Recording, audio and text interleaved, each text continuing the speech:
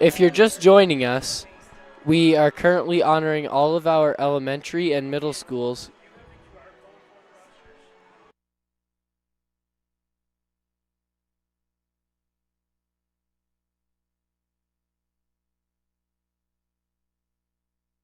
If you're just joining us, we are currently honoring all of our middle and elementary schools from PSD. Right now we have the Preston Pumas.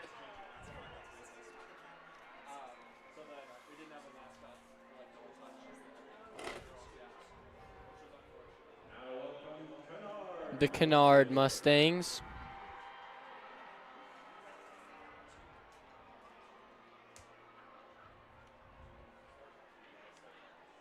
Trout Wolverines.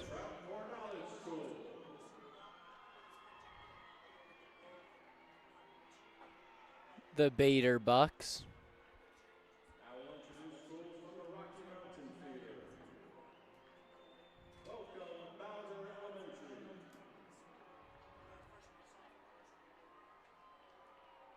Beatty Elementary.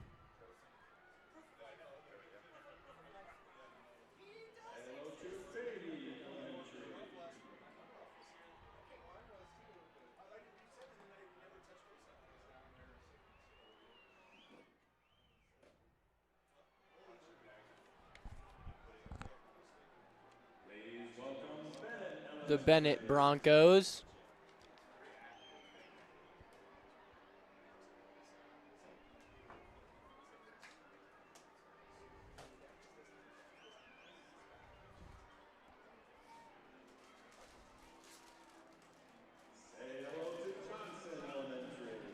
Johnson Elementary.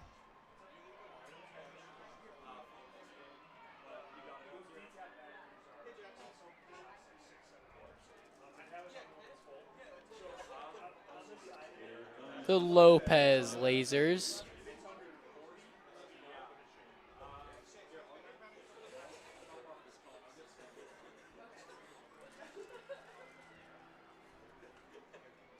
McGraw Elementary.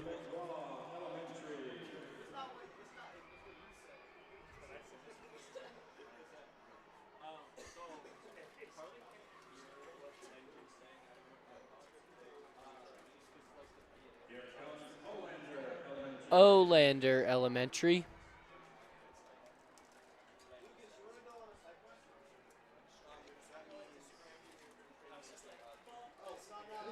The Blevins Bruins.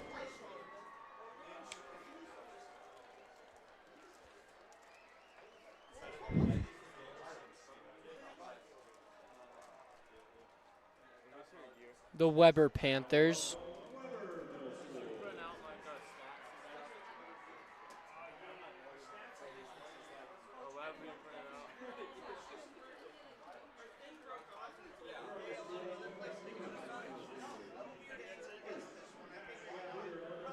Lacache Laputer Pirates.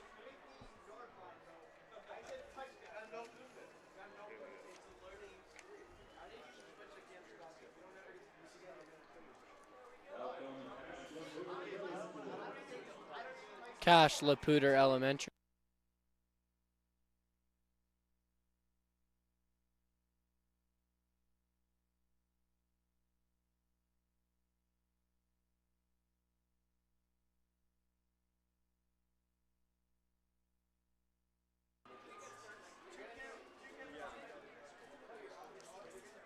Irish Elementary.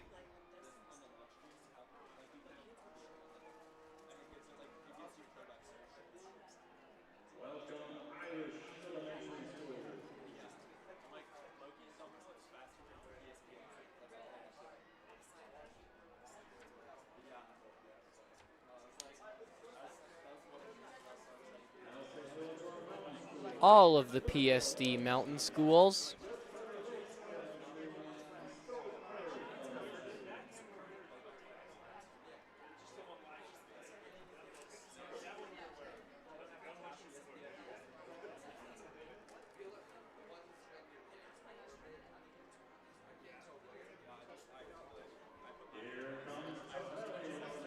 The Tavelli Tigers.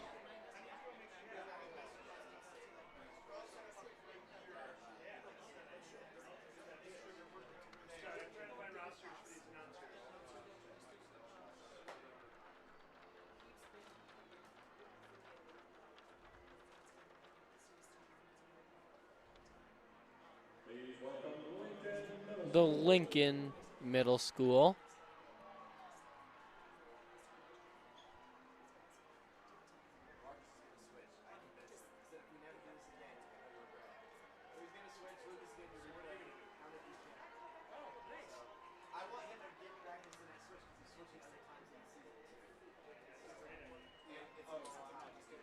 And the Pooter Global Academy.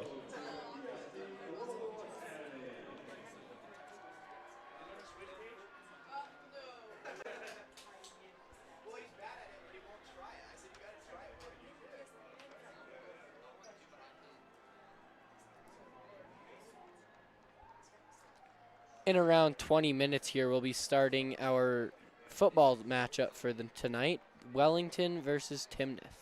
We'll be back with you soon.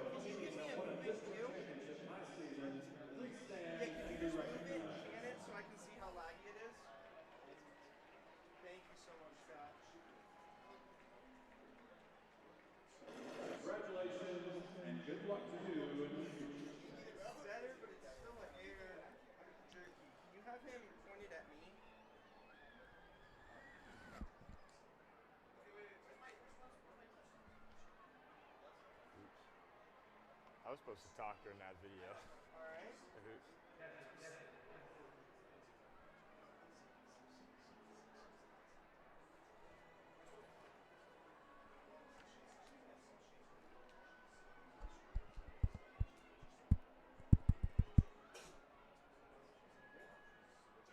Marcus, is my thing turned on? Keith, is my audio turned on? Can you hear me tapping? You hear me? No? Hang on.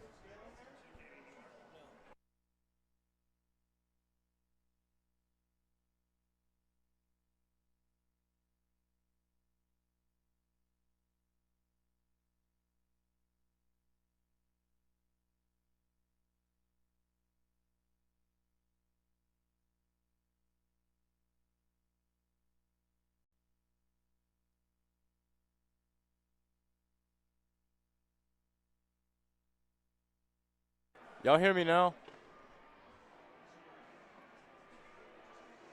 It's live. Everything you're saying.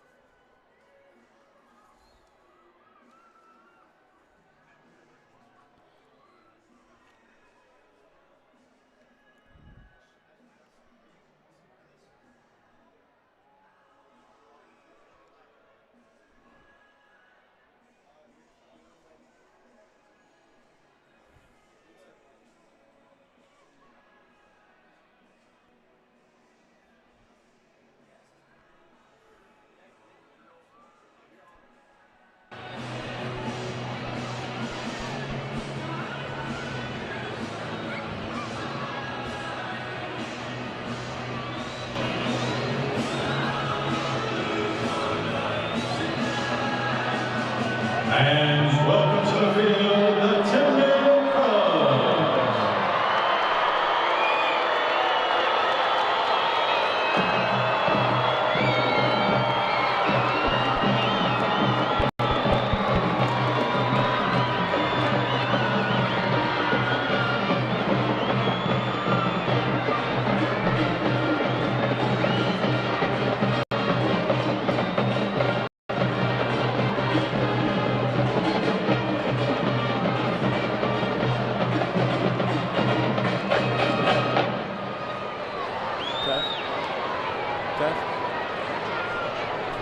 Alright, welcome back to the Canvas Classic, everybody.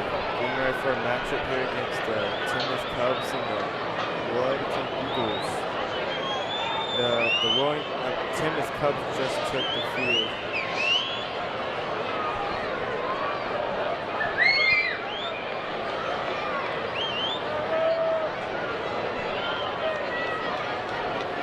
Welcome back to SaberCat Sports Network. I'm Cole Woodard. And I'm Ian Lehrman. Welcome to the Canvas Classic here at Canvas Stadium here at Colorado State University. Different atmosphere tonight, much bigger stadium than what we're used to. Much bigger stadium. It's definitely bigger stadium. Definitely a bit different atmosphere. Feels a little bit more empty, but it's still loud. Absolutely. Should have a good matchup tonight here between the Wellington Eagles and Timnath Cubs. Teams are taking the field right now. Yep, you can hear a ton of cheering back there. That should be the Wellington Eagles that just took the field.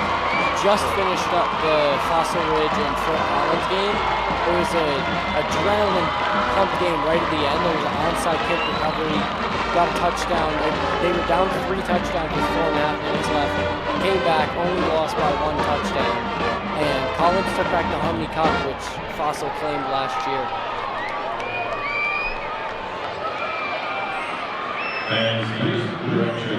Just what you see now, who's going to take the Box Elder Cup tonight between Timnath and Wellington. Another big rivalry. This should be an exciting matchup. I believe Wellington has the Box Elder Cup right now. That is correct, yes. This will be the second ever matchup of these two playing against each other here at Canvas Stadium. This will be the second year in a row, actually, they play together. and Wellington holds it after winning last year. Should be a close matchup tonight. Wellington has been showing a lot of dominance throughout this whole season. They have not let up a single point so far and are currently 10th in the state for today. This is their hardest matchup yet, so we will see. Please direct your attention to the midfield for introductions of tonight's captains. Tonight's captains for the Wellington Eagles are number 3, Kyle Kisner, number 4, Tanner Gray, number 44, Ethan Thurns, number 69, Ezra Bat-Durgel. Serving as tonight's honorary captain for the Eagles is Wellington Mayor Kaylee Shosey. Mr. Shosey has been the mayor of Wellington since 2022.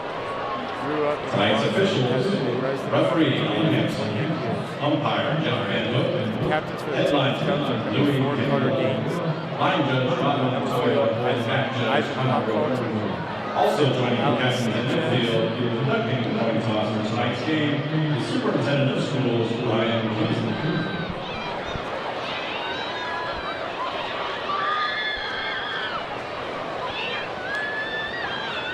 Serving as tonight's honorary captain for the Cubs is Timnath Mayor Robert Axmacher.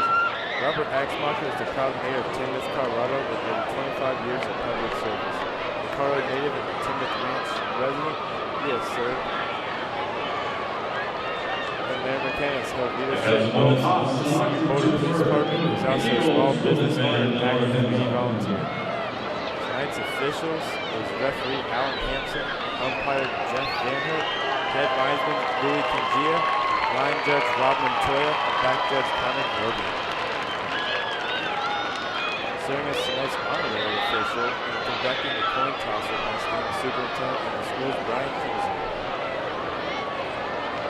Our players to watch tonight for Wellington is first their junior running back and defensive back, Kyle Skyler. He is currently averaging 93.7 yards per game and he's leading the team in rushing. Tonight's color guard is provided by New School District's very own junior We're taking over for ROTC. the national anthem. We'll be right back with you. Representing Polaris Expeditionary is Will Davis on rifle.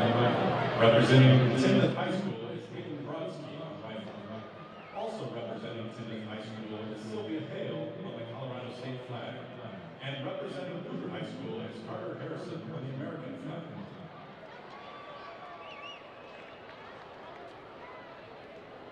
Tonight's national anthem will be performed by the Wellington High School Band under the direction of Bill Cleary.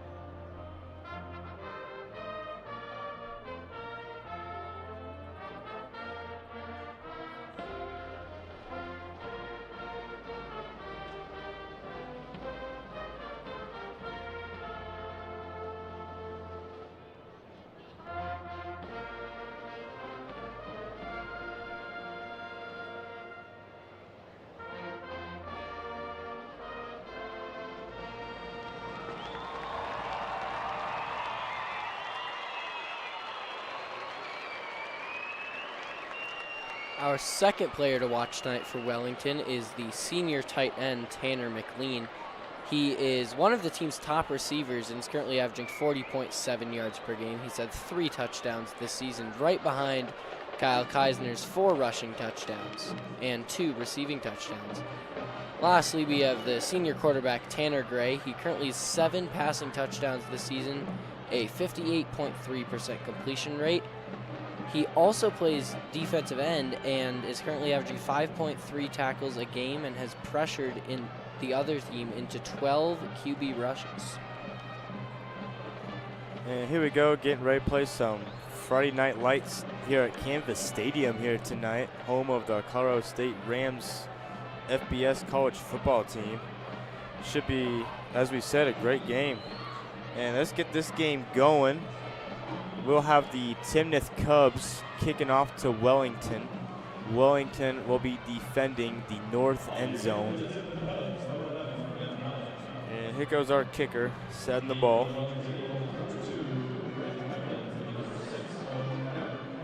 This will be both these teams' probably biggest game of the season here.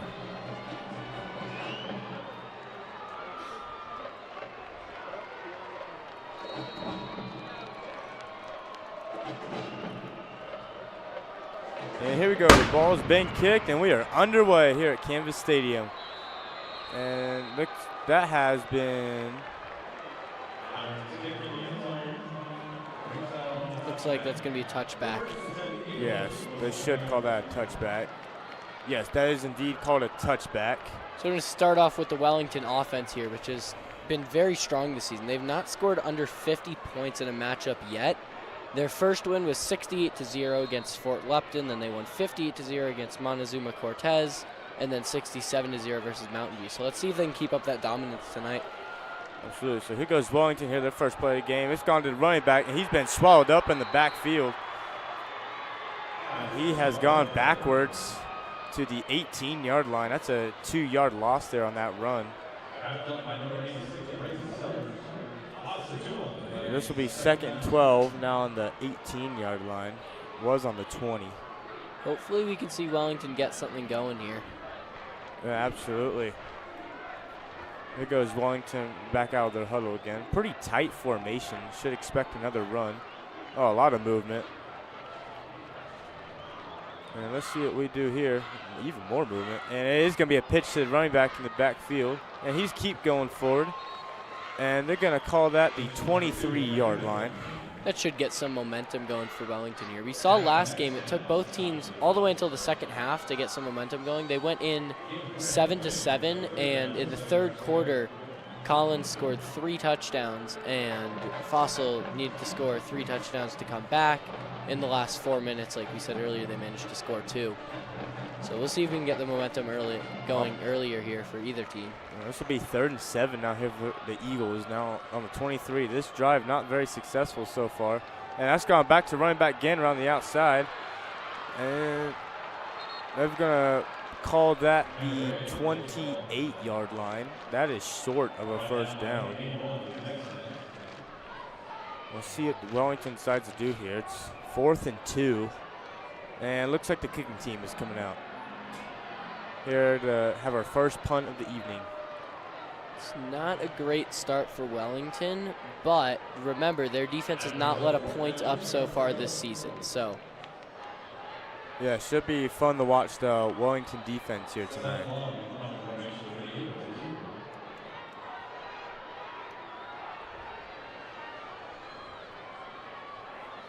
And here goes the punt snap, and there is a flag on the play. Let's see what that flag was. That was a false start on the offense. That'll push Wellington back. Looks like 5 yards. So this will be 4th and 7 there for Wellington now on the 23-yard line. Let's see how this punt goes this time.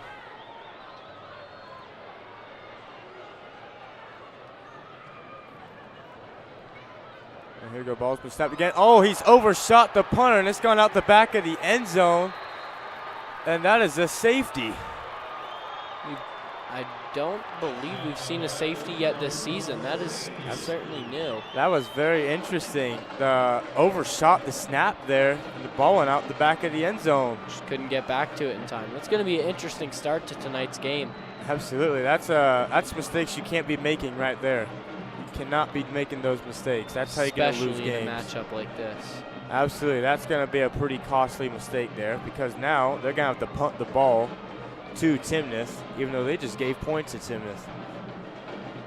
So it's now 2-0 Cubs. Very interesting score to start this game. Not your everyday score. Just have a start with 2-0. Certainly unique. Absolutely. I did not expect to see that happen. Me neither, Cole. I thought they were going to be far enough forward to where that wouldn't happen. But all right. Just couldn't get back to it in time. So they'll kick this off from the 20-yard line. Give it to the Cubs for their first possession of the game.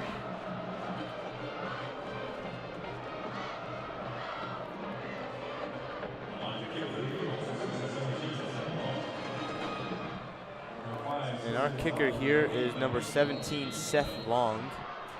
About to punt this here for Wellington.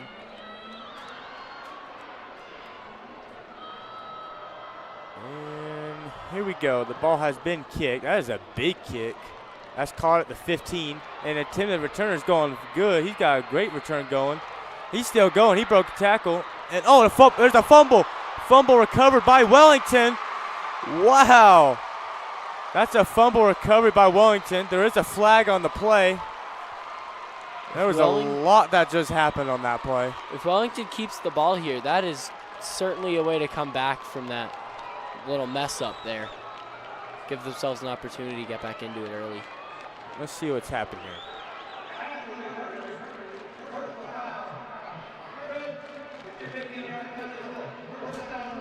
There was a personal foul on Wellington, but Wellington will have the ball. So Wellington has a fumble recovery. So Wellington will start with the ball. That'll be a 15-yard penalty, so that's going to put them on the 43-yard line, the Timnath 43. That's a great place to start a drive. It's a great way for them to bounce back from that safety earlier. Yeah, after the rough start, this will be a great way to try and come back. They'll get a second chance already with only 3 minutes into the game. The Timnath will have to wait for their first possession. We'll see how Wellington can do in their second possession. And let's see, that's going to be a quarterback run. Oh, he's broken a tackle, and he's fallen down at the 40. Looks like he gained about 3 yards there. Should be 2nd and 7. Those are a lot of broken tackles right there and a lot of heavy rushing. He was good to even get 3 yards out of that. There's definitely some impressive running from our quarterback. Absolutely. So this will be 2nd and 7 here on the 40 now. We're already getting close to field goal range here for Wellington. This will be great for Wellington. And this is going to be our first pass of the night. And there's some pressure going towards the Wellington quarterback, and he is sacked. And he has been sacked on the 44-yard line, so they'll lose 4 yards on that play. This will put them at 3rd and 11 now. Timnath's defense has been shutting them down, which we've not seen from Wellington so far this season. They've been very dominant in 2A. Yeah, absolutely. Both defenses very strong here tonight. We haven't seen the Wellington defense yet, but we'll have to wait for that, so we'll see how that goes. Anyways, now 3rd and 11. More motion. It's going to be another run up the inside. Quarterback. That didn't really go anywhere. That's gone to the... That did not go anywhere. They're just calling it the 43. We're going to go back to punting here for Wellington. Hopefully they do not.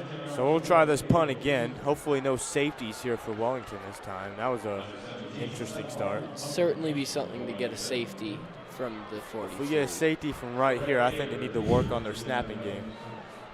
It'd be too powerful of a snap. Absolutely. So punter's probably going to line up a little bit farther back. And this snap's gone great. That's a very high and low punt, high and short distance. That's landed at the 26 and gone out at the 23. So that's going out of bounds at 23. So Wellington, for Timnath, will get their first offensive drive of the game. We'll see how this goes here for Timnath. Wellington, not a great start to their game so far. 2 punts already. We're not even 5 minutes into the game, including a given safety. Not a strong start for Wellington. We'll see what Timnath can do here. See if they can get some momentum here with this strong defense we've been looking at. This will be a great opportunity here for Timnath to get a touchdown, make it a 2-score game, and there's a penalty flag on that. That'll surely be a false start.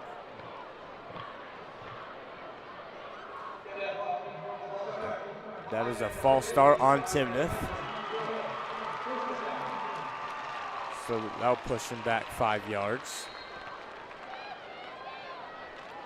So now they're on the 18-yard line.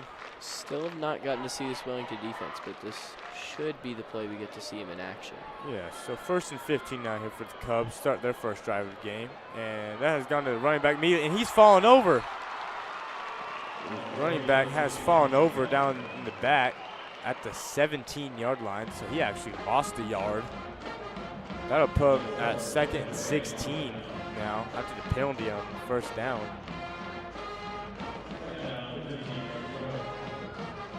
So, oh, the Cubs will try this again. We'll see what they can do this time.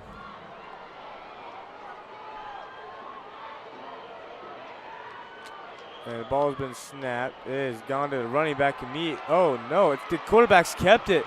And he's slid at, they're going to down him at the 22. That was a good fake there by Timnath. We're going to keep moving up the field here, but it is still 3rd and 11. They still have a long way to go. Yes, 3rd and 11. Now on the 22-yard line. Still quite a distance. If they can pull off a 1st down here and keep moving down the field to make it a 2-score game, that would be ideal. But with this Wellington defense, I don't know if we're going to be seeing that. Yeah, we'll see what happens on this next one.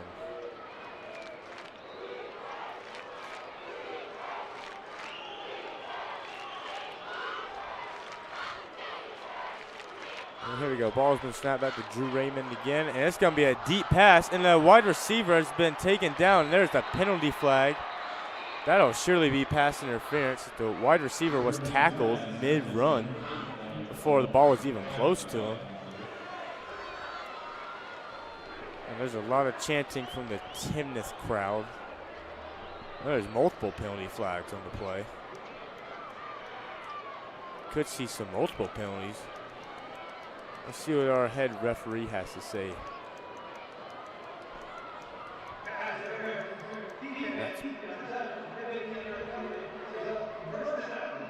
That'll be pass interference on Wellington on that last play. That'll push Timnath up 15 yards and a 1st down. It's not ideal for Wellington. They don't want Timnath moving down the field here. Absolutely not. That's great for Timnath. Especially because they're already down 2-0. Making this a 2-score game before the end of the 1st quarter would be very good for Timnath and very bad for Wellington. So 1st and 10 out here on the 37-yard line after the pass interference. And it's going to be a very quick handoff to Mitchell DeAngelis. And they're going to call that down at the 40. So he's gotten 3 yards out of that run. Kept breaking through tackles there. There were a lot of defenders on him, and he just kept moving. Yeah, 2nd and 7 now on the 40. Neither team been able to do much on offense tonight so far. It's been a very defensive game so far. Let's see what happens on this next play. Motion to backfield. It's gone to that wide receiver in the back. And oh, he's fumbled it. That's recovered by Wellington. Wellington has got that at the 28-yard line. It's going to be Wellington's 2nd recovered fumble of the night. And it's only the 1st quarter. We're going to be seeing more of that. I think Timnath, so far, what we've seen, they need to work on ball security. Not going great on the fumble team here tonight. 2 given fumbles already, and they've lost both. Not a pretty bad start for both teams so far. It's not been a great start so far. The only score has been a safety, and we've seen 2 fumbles. But like we said, it took the teams a little bit of time to get momentum rolling last game, so we'll see if it's the same story tonight. Yeah. Oh, and here goes running back. It's a quick out to running back. That's probably the best play of the game. They're going to call that the 19-yard line. And he will be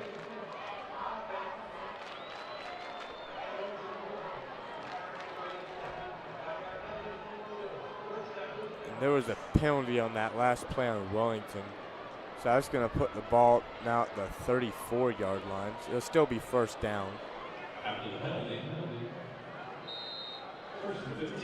So it's now going to be 1st and 15 now here for Wellington. Now on the 33-yard line. We'll see if Wellington can put us in the field goal range and take the lead back in this game, maybe at the short field goal, or hopefully get a touchdown for their sake. And it's going to be another handout to the running back. And he's been tackled. Looks like they're going to call that the 29. So that's still 2nd and 11. Still quite a distance to go. Neither team has been able to get their offense moving thus far, but seeing dominance for Wellington so far this season, so we'll see if they can get that rolling. Wellington has taken their first time out of the game, and we'll have a graphic come up here in a second. And our graphic tonight will be about Timnath wide receiver Carter Gaines. Has 541 total yards, which averages a 28.5 per game. Has 7 touchdowns. And pretty good stats so far by Carter Gaines. He's been a favorite target by quarterback Drew Raymond. And he is tied for most total touchdowns on the team with Mitchell DeAngelis, the running back, which is a pretty good stat there for Carter Gaines, the senior wide receiver there for Timnath. We haven't seen any action from him tonight, but hopefully we'll see more from him as this game progresses. So back to 2nd and 10 now after Wellington took their first time out of the game. And that ball's been snapped. That's going to be another run up the inside by Kyle Kisner. That's stopped right away from Timnath. Yes, they're going to mark that down. Looks like the 20. That is the 27-yard line where they're going to put that ball. So 3rd and 8 still. Still quite a distance to go. Looks like Wellington might want to get their passing game going. Timnath was shutting down that run game pretty well. Been a lot of running here by Wellington. It is going to be a pass. It's going to be a quick pass, and oh, that is the wrong angle of a throw right there by the quarterback. So that's incomplete. And it looks like we have the field goal team coming out, trying to kick a nice field goal here. And this field goal attempt will be a, let's see, about a 44-yard field goal attempt on the ball on the 27. This will be a 44-yard attempt here by our kicker, Seth Long. And the kick is up, and the kick is no good. Looked like it had the distance and the height. It was a little off to the side there. Yeah, that's all right. So not quite to start Wellington's wanted. That's their 3rd possession already. Timnath has only had 1 possession. That lap was very short. See if Wellington can force another fumble here, but for Timnath's sake, hopefully not. Absolutely, Timnath can't be at 40 more. So this ball is going to get placed now on the 20. Timnath will take possession again. We'll see if Timnath can have a better first drive of the game, or better second drive of the game, excuse me. And I'm expecting this to be a run, and it is going to be a run, and he's not gone too far. He's gone about 2 yards. And that was Mitchell DeAngelis on that last one, number 48. One of our players to watch tonight, and in the past. We only had our first game of the season. He's been on a roll tonight. He did great in their first game against Pooter and led them to a victory 24-17. Here we go, 2nd and 8 now here on the 22. This should be a pass. No, it's going to be a run by Mitchell DeAngelis again. He's still going. And they're going to down that at the 28-yard line. So he's still short of the first down by about 2 yards. Much better run there for Mitchell DeAngelis. See if they can get these final 2 yards and get some momentum up the field here. Going to need a little bit more here for Timnath. 3rd and 2. It's their best first down opportunity yet. They absolutely need it. Definitely cannot fumble again here. Absolutely not. That'd be really bad. And here we go. It's gone back to the running back, and he has been shoved down. He has gone nowhere. So this will be 4th and 2 now. And it looks like we got the kicking team coming out. And our kicker tonight is number 11, Ben Halloran, and our punter.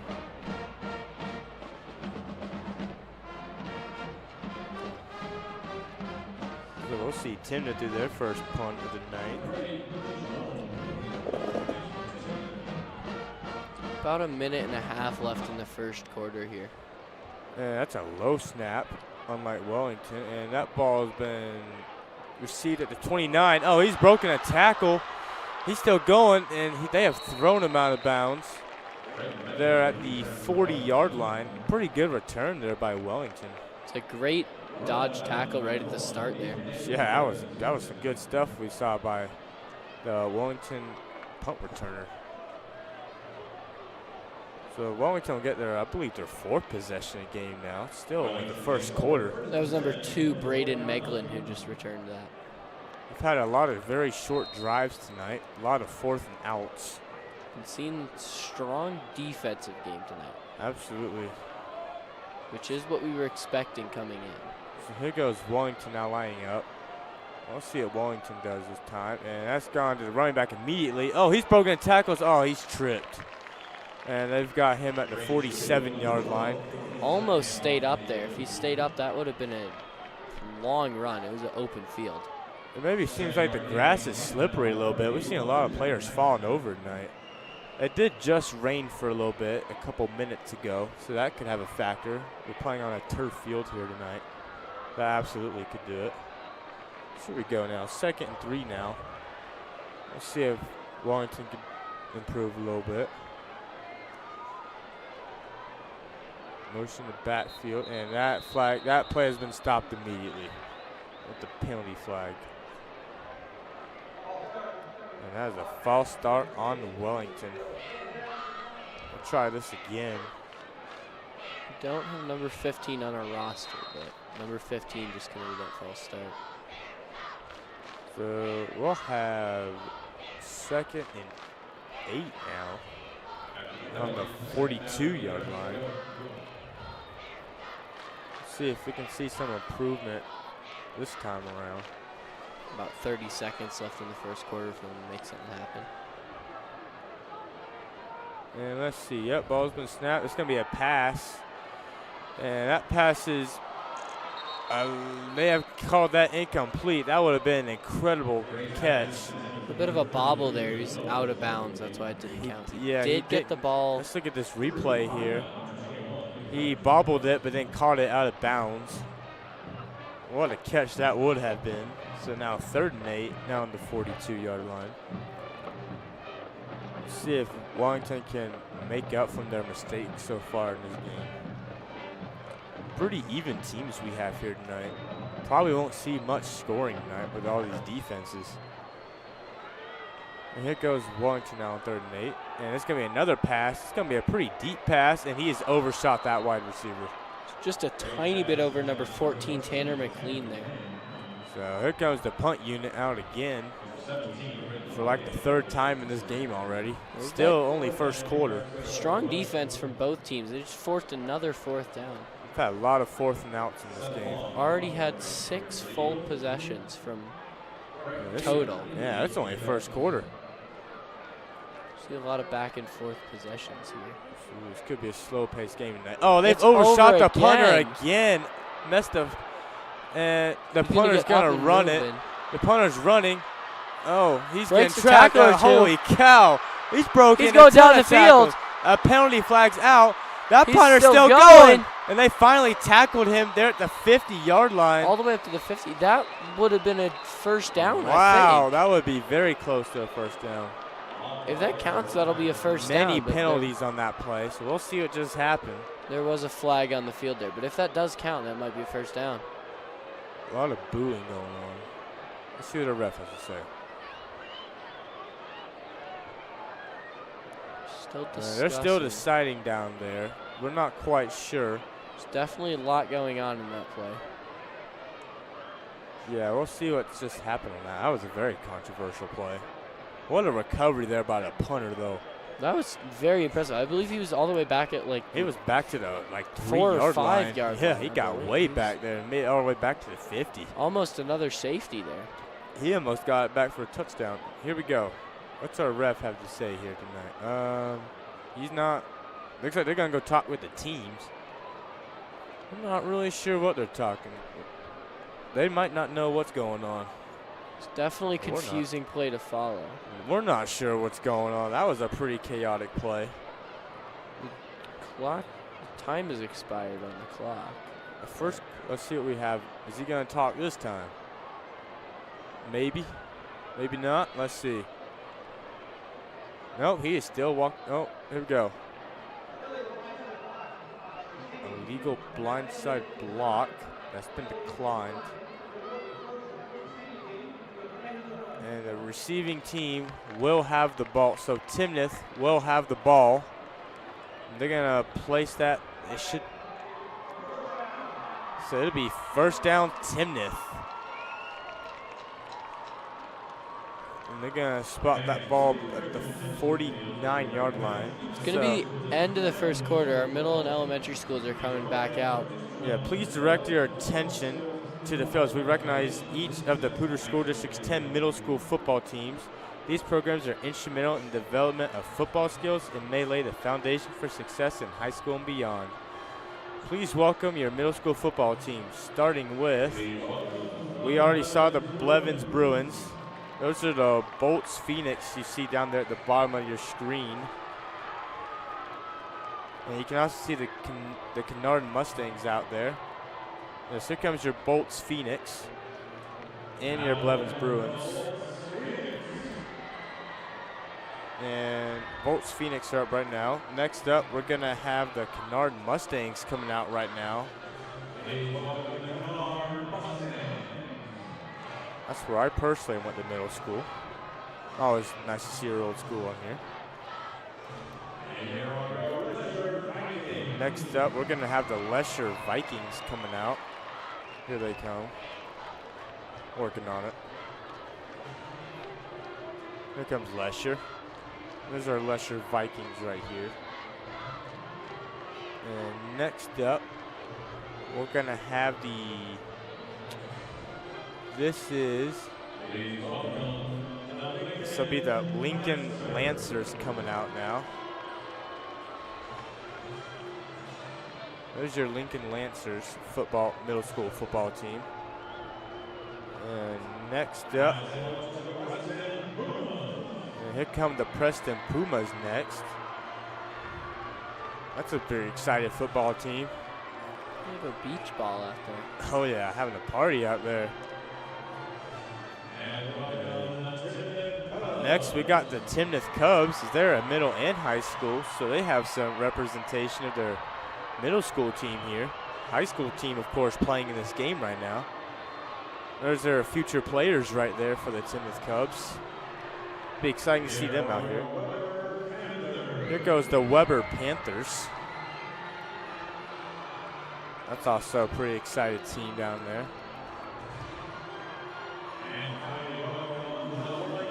And finally, we have the Wellington Eagles, also a middle high school that has a team playing here tonight.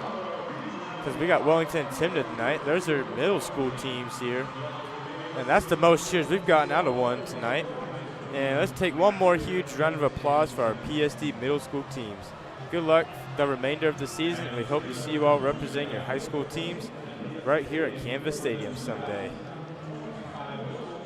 Going into the second quarter here, there was certainly a very, very, very unorthodox first quarter that we just saw with 2 fumbles, a safety, kick return, almost all the way back for a first down from the punter who was overshot by the snap.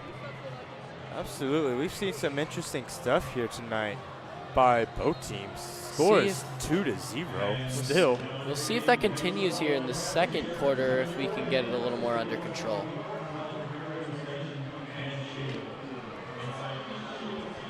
I think both teams have flaws tonight, and both teams have stuff to figure out.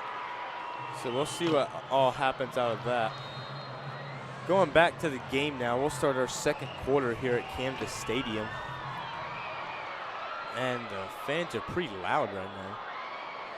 And we're starting on the 49-yard line. 1st and 10 here for Timnath.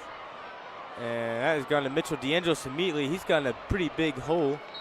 And he's gotten up to the 44-yard line. So that's a 5-yard gain there by Mitchell DeAngelis. We talked about him a little bit earlier.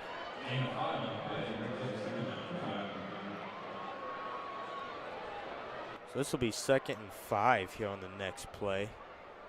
See if maybe Timnath can get something together here. Or at least somebody.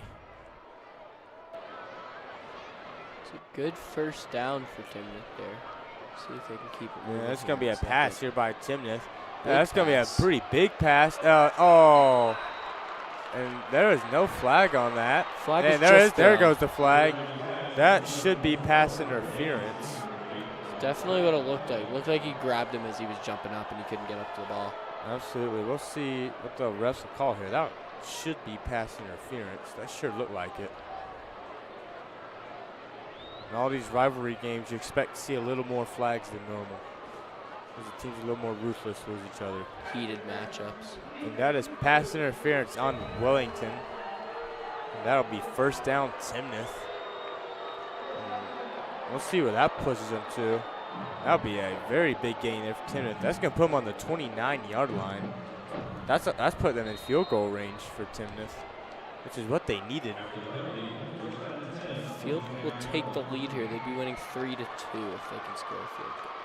Let's see what the Cubs can do here now. Already leading by 2. And that's going to be another deep pass. That receiver's tripped. Might be.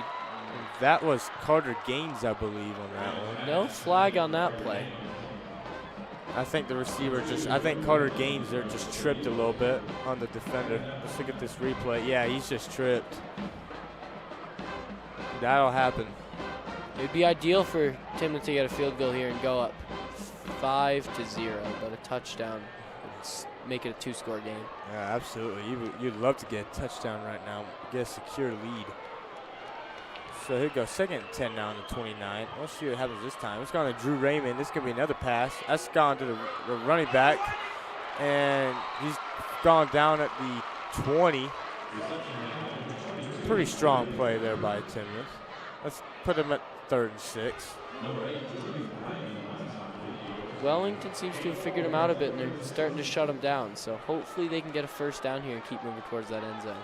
Yeah, absolutely. Let's see what happens next. So this will be 3rd and 6 on the 25. 1st down. Timnath needs a 1st down here. Let's see if they can get it. And ball's been passed, going to Drew Raymond again. Very similar play, and that's been deflected. It's tapped by, looked like 2 or 3 defenders there. Absolutely. And it looks like we might have the kicking team coming out. Surely they'll go for the field goal here. Looks like they are going to go for field goal. And yes, it looks like they are. There's a lot of discussion going on. Looks like there's some confusion. Lining up along the left hash. They will be going for the field goal. So this will be a 42-yard field goal attempt here by Timnath. Another decent length field goal here. Wellington kicked a longer field goal earlier, and they missed it. We'll see if Timnath can show them how it's done this time. Here from the left hash. See what our kicker has here tonight. And that kick is up. And that kick is good. So that'll put the Timnath Cubs up 5-0 over Wellington. Still a very interesting score. You don't see 5-0 every day. Definitely do not see 5 points in a football game very often. Absolutely not. So. It's going to be the first points the Wellington defense has let up all season. Really? Yeah. They got shutouts in all their games. They've had 3 shutouts. Wow. 68-0, 57-0, and 67-0. That streak's finally come to an end here tonight with a more challenging game. They've probably had a fairly easy schedule so far for Wellington. Timnath, not so much. They have been playing 2A teams up till now, and Timnath, I believe, is 3A. Timnath is a 3A. It's 2A versus 3A. The 3A, the higher A, is generally more powerful. Timnath is in a tougher division. Absolutely. And they're coming into this game 3-1. Last week they won 77-0 against Tinkley, so they're coming in with some momentum tonight. Absolutely. On a 2-game win streak here for Timnath. So we'll see what they can get going tonight. So far, it's going to be 3 at the rate this game's going. So here goes a kick now. Oh, that is a boomer of a kick. And that's going to be a touchback. Let's see if Wellington can put a point or two on the board after a pretty rough first quarter by Wellington. Just about had 2 safeties in the first quarter.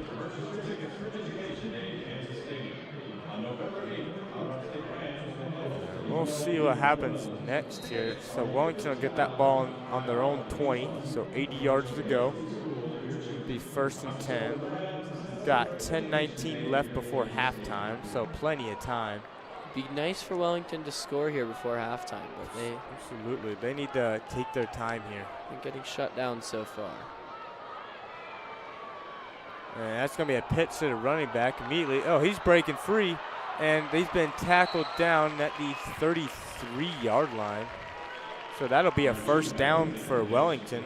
That was number 2, Brayton Meglin. We saw him with a pretty long kick return earlier.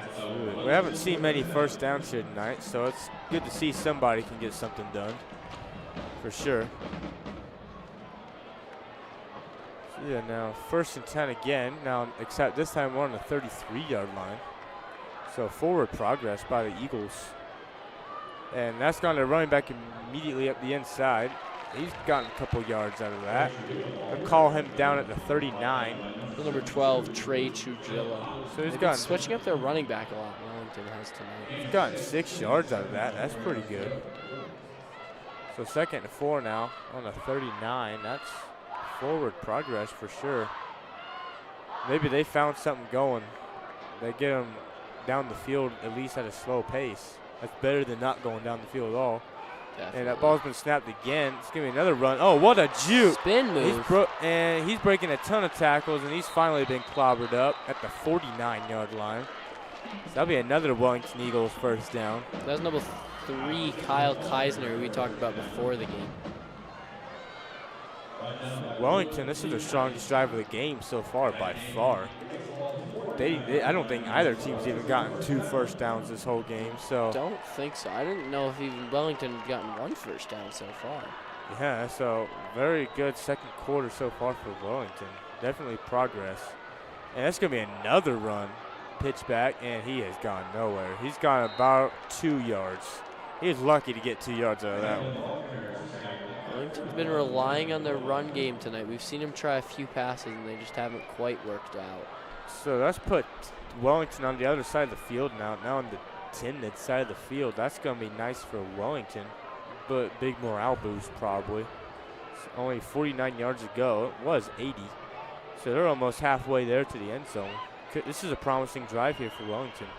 Then a lot of, I believe it's only been run so far on this drive. It looks like we're going to probably see it again. Oh, that ball's been fumbled. It's been recovered by Wellington, but he has been swallowed up in the back. And Wellington kept that ball on that fumble. And that's gone back to the other side of the field, back to the 47. So they've lost 4 from that last play. So they were on the other 49. They went back to the other 47. So that's put them back about 4 yards. So there goes 3rd and 12 now here for Wellington. See if we can get something better going. Here we go. It's going to be a pass this time. That pass is complete to number 12. He's broken a tackle. He's still going. And they've got him down at the 45. Not quite a 1st down. That was Trey Trujillo for Wellington. He has not quite got the 1st down. Now it's going to be 4th and 4. We're on the Timnath 45. Are they going for it? I think you ought to go for it here. This is your best drive yet. You should try and keep it going. Their momentum they've been showing on this drive, I would not be surprised if they do go for it. I'd go all for it right here. And looks like they are going to go for it. I think they should. This is probably going to be a run looking at the formation. Very common formation. Oh, there was a false start there by Timnath.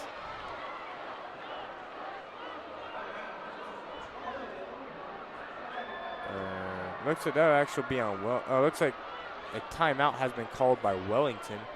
That's their second timeout of the half.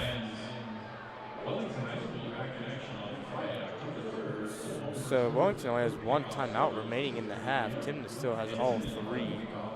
Very interesting to see them already call another timeout.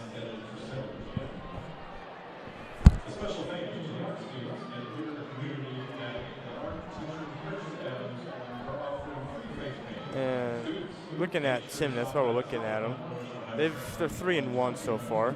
They won 24-7 versus Pooter. We broadcasted that game. That was their first game of the season we broadcasted back at PSD Stadium. Then that next week they went on to lose at Severance 12-7. And then they went to Thompson Valley and won 24-0. And then last week they won 77-0 over Hinckley at Hinckley. So last two games have been shutouts for Timnath. As of right now, it's on track to happen again. So here we go now. Wellington's now got 4th and 4. And that ball's been snapped. It's going to be a run by the quarterback. And he has not made the first down. He is short. He was about 3 yards short. He only went up about a yard. So that'll be turnover on downs. So Timnath will get the ball again. They're going to place that on, let's see. They're going to place that on the 48-yard line. So Timnath be on their own 48. That's still not too bad.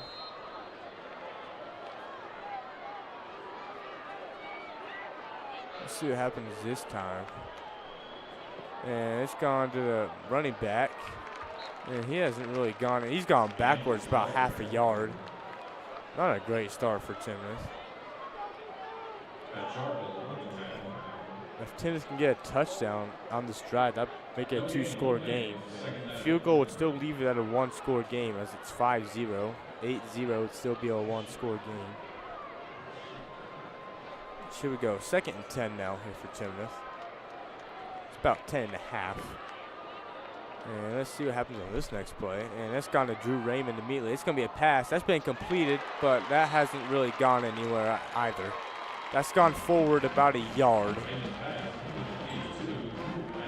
So not that much better there by Timnath. Let's see if they can. Pretty slow drive here for Timnath. Only gone forward 1 yard so far. So not great.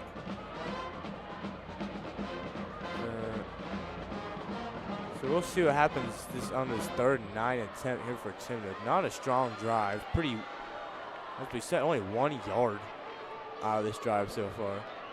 This is a drive you need to take advantage of. It's going to Drew Raymond immediately. And, oh, there we go. And he's going upfield. There's a flag.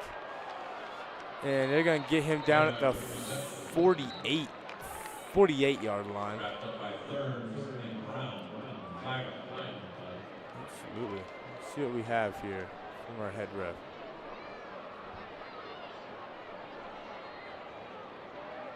And it's holding on Timnath. And this will be 4th down Timnath as that penalty has been declined. And here comes the punting unit coming out.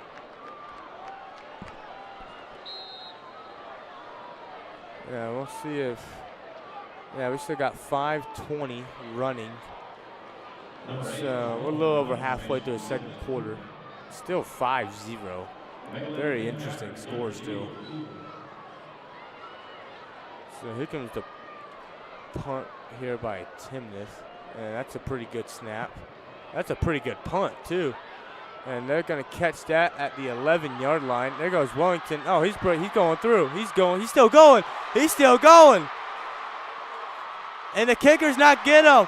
That's going to be a punt return touchdown. And that is going to be a Wellington touchdown. Punt return touchdown right there.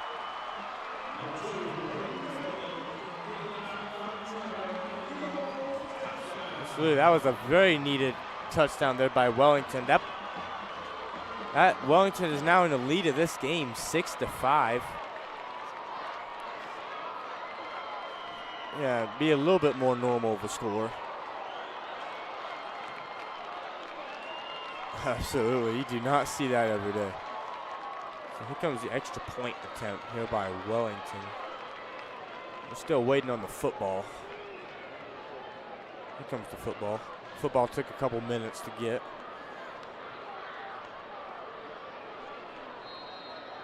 So here comes the extra point attempt.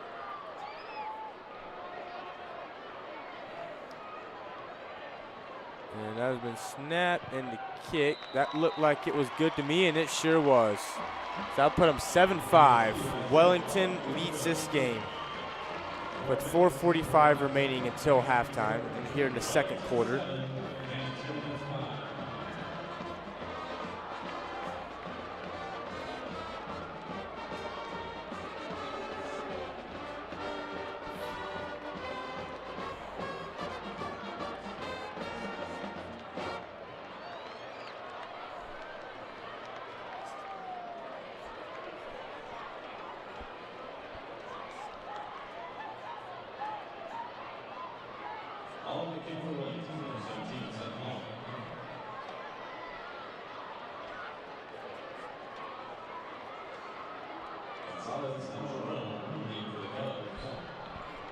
So now 7-0 Wellington.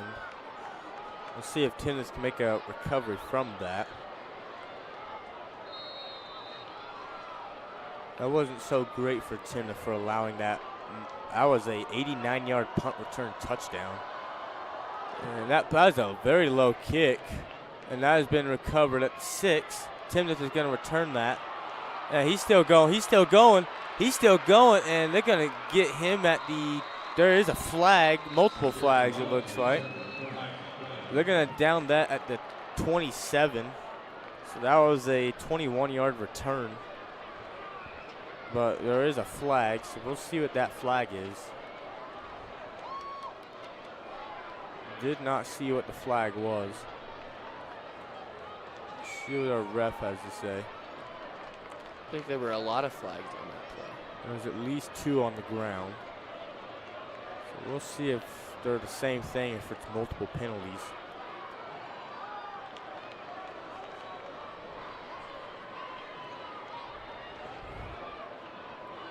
Still discussing play call on the field here. Still going.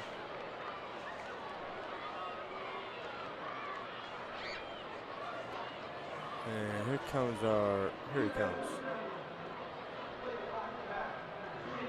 A legal block in the back on the receiving team. And it's unsportsmanlike conduct on the receiving team.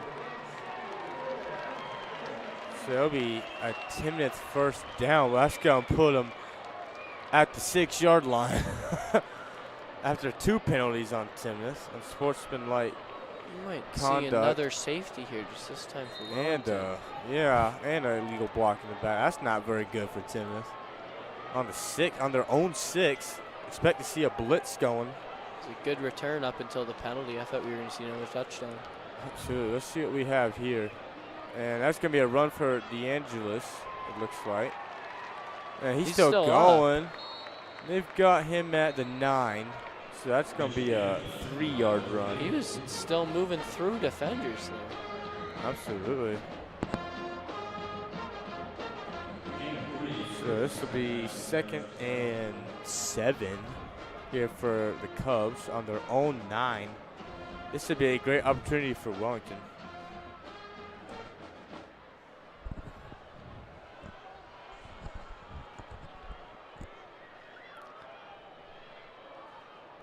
So here we go now on 2nd and 7. It's a motion to back. It's gone to the running back again. And he hasn't really gone that far. About 2.5 yards.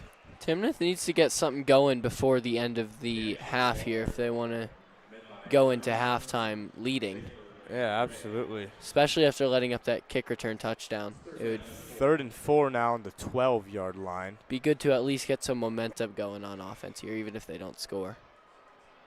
Yeah, absolutely. So Still a long way to go, but very crucial to get a first down here for Timnath. They want to try and take back the lead of this game. And it's going to be a pass, and that has been completed. And he's got the first down, and that was down at the 21.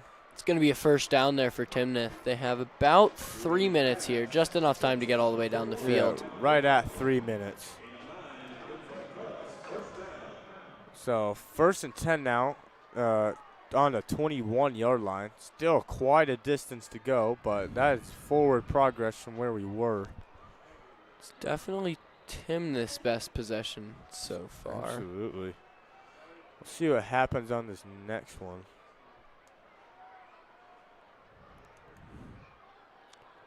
And here we go now. 1st and 10 on 21. Here goes Timnath again. This looks like it could be a run. It is going to be a run. It's going to be a run by the quarterback. He's still going. And that was not by the quarterback. That was a pretty good fake on that one. Tricked me too. I was watching quarterback as well. That's going to be another first down there for Timnath. They're still moving down the field here. This is a good drive for them. It's going to put them at the 38-yard line. Clock is still running, though. They do only have 2 minutes. They need to start to be more efficient with their time, because we only have 2 minutes until halftime. They do have all 3 timeouts, which is good for them. Absolutely. And they're going to wait a little bit. Wellington only has 1 timeout, so if they get the ball back, it's unlikely they make their way down the field. Yeah, I bet Timnath will try and run this clock down, which would be smart. And here we go for Timnath. It's going to be another pass. It's going to be a pretty deep pass, and that has been incomplete. Almost intercepted by number 5 for Wellington.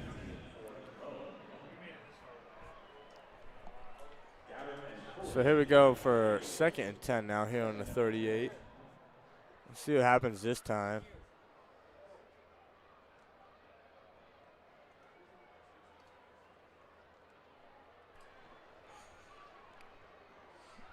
Timnath had an incomplete pass there on 1st down. Let's see if they can keep this drive moving down the field. So we've got 3 downs to go. I'd still be pretty confident on this next one.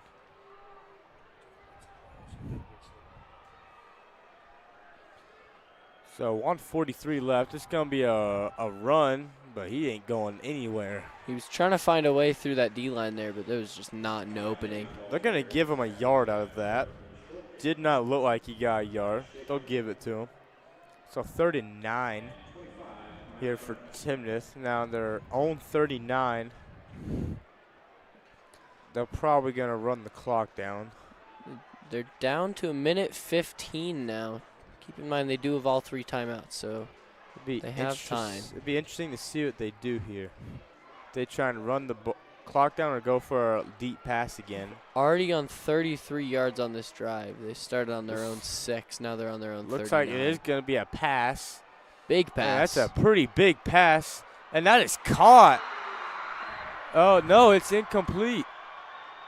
Well, ref says incomplete. No, they're going to down that the 23-yard line. That was number 82, Ryan Waymeyer, getting that big reception there for Wellington. They're going to take a timeout here. Timnath takes their first timeout of the half. So Timnath has 2 timeouts remaining. Wellington only 1. Timnath's student section's getting loud here. Oh, absolutely. They know they got a chance to score before the half. Yeah, we'll see what keeps going now, but this is a great opportunity for Timnath to take this lead back. See if Timnath can make their score a little bit more ordinary. Now, our first game, we saw a strong student section from Timnath. We're seeing that again here tonight. They've nearly filled up an entire section. Oh, yeah, that's pretty impressive here for a college football stadium.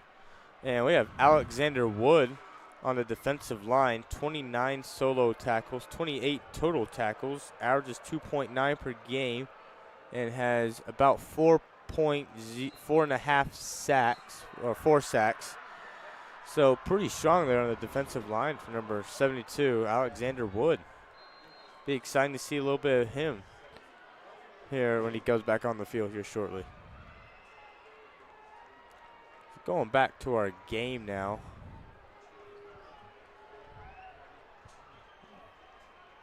And here we go now. This will be 53 seconds left. Timnath now on the Eagles 23. And, oh, wow, what a fake there by Timnath. But that's not really gone. That was pretty cool. But that's only gone about a yard, unfortunately. Maybe 2. They call it at a yard. They're It's going to be gonna- 2nd and 9. 2nd and 9 on 22. Clock still going. 36-35. Timnath does still have 2 timeouts left here, but they are running They are low on time. not using their timeouts right now. 28 seconds and going. And here we go. It's going to be a pass. And that's a big pass for the end zone. And, oh, just about intercepted there by Wellington. That was very close call. I believe that was number 2, Brayton Meglin, playing defense. We just saw him return a kick for a touchdown. He is playing defense right now, almost with an interception there. He's playing cornerback tonight as well. See a lot of two-sided players. So this will be 20 seconds on the clock. 3rd and 9. It is not running due to the incomplete pass. So we'll see what Timnath does this time. This should be a great opportunity to get a touchdown. And here we go. It's going to be a pass. That's completed. And they've got him. He's gone up about 2 yards. Better call a timeout here. The clock is still ticking. They got 9, 8, 7. They're gonna call a timeout with 2 seconds left. So they're gonna try a field goal attempt. It seems like. That's what it looks like. Yep, here comes the field goal team. So to take us to halftime, they're gonna go for the field goal. And we'll see how successful this goes. If Timnath can score a field goal here, that would make it 8-7 going into halftime. It's a little more normal of a football score rather than 7-5. So here comes the kicking team. 4th and 8, 2 seconds on the clock.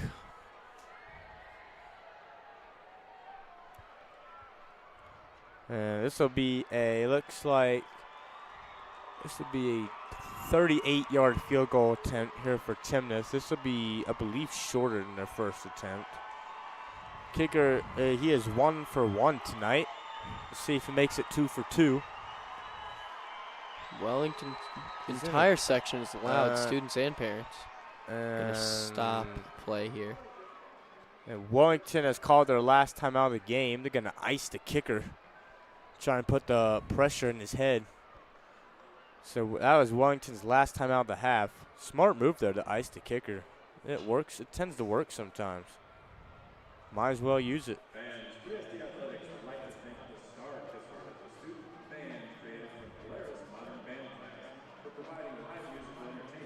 Tomorrow night, we'll see Colorado State playing on this field against Washington State, future Pac-12 foe. That'll be an exciting game to see on this field. That'll definitely be a fun game tomorrow night. Absolutely. I'll be watching that. We're going back to our game here between Timnath and Wellington, back to high school football. This will be, yes, a 38-yard field goal attempt here for Timnath. He's made his first field goal tonight. Gonna move over a little bit to the right, it looks like here. They were on the left hash, now they're towards the right hash. And here we go. The crowd is very loud right now. And let's see. That kick is, that kick is no good. That kick is short, and that'll take us to halftime. Cannon goes off there at the end of the half. Yeah, absolutely. So at halftime, the score is the Timnath Cubs 5 and the Wellington Eagles 7. Wellington leads in the halftime. So that was a pretty interesting first half we had right there. Definitely an interesting first half. We'll see if it keeps going after halftime. We'll see you soon.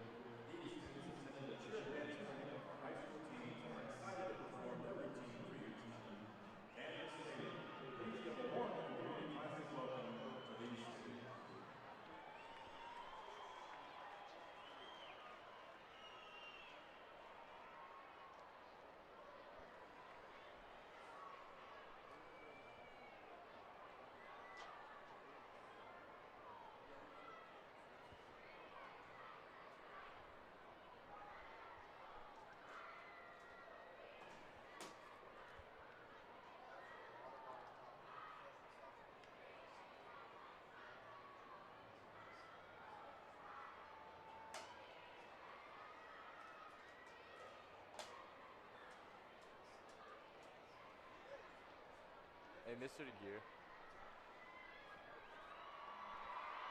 you want me only to say stuff like actually highlighted in yellow and this part just from like summarize or what?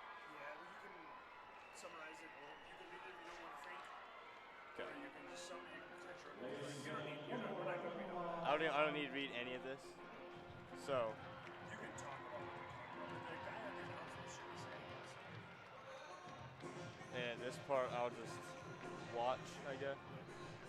And then don't worry about that. You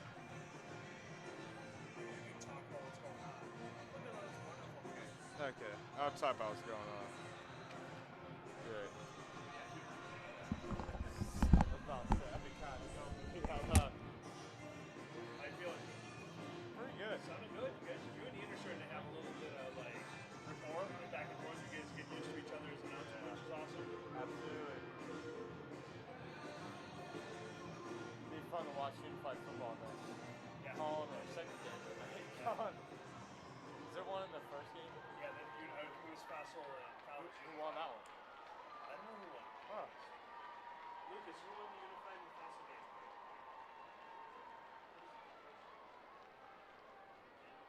Remember this, Marcus? Trenton played, like a photographer who went and played. I was so busy running around, we had a bunch of stuff going on. So I didn't get to watch it. It's pretty cool to get broadcast here. We should have edited a highlight package to play. I know, right? This game. Next year, we'll be in top. Yeah, because next year there'll be more games here. It'll be 3 games. Yeah, there'll be Loveland teams here.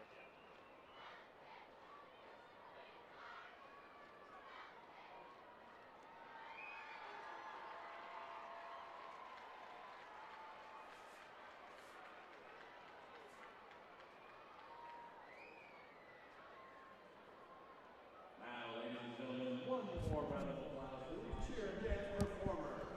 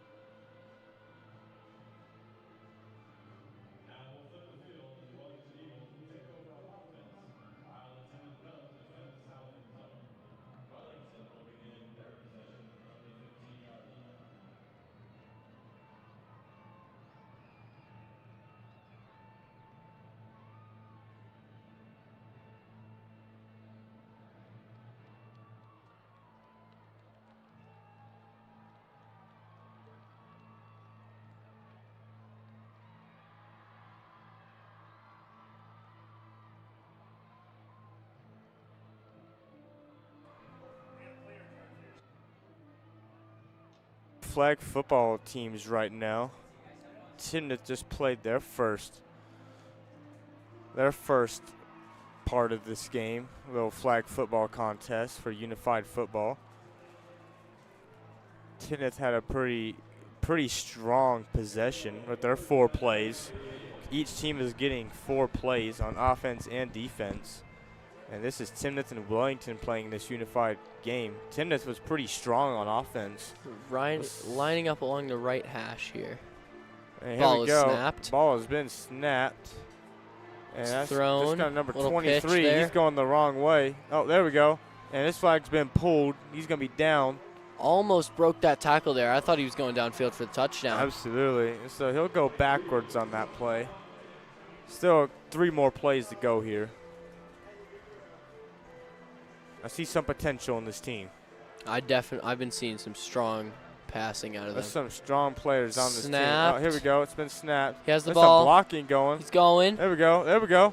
And that flag's been pulled again. Didn't quite get around the defense there, but that was certainly close. Yeah, absolutely. See what happens here. This will be 3rd down here for Wellington. See if they can get a little bit of a recovery going. It'd be exciting to see them get a touchdown.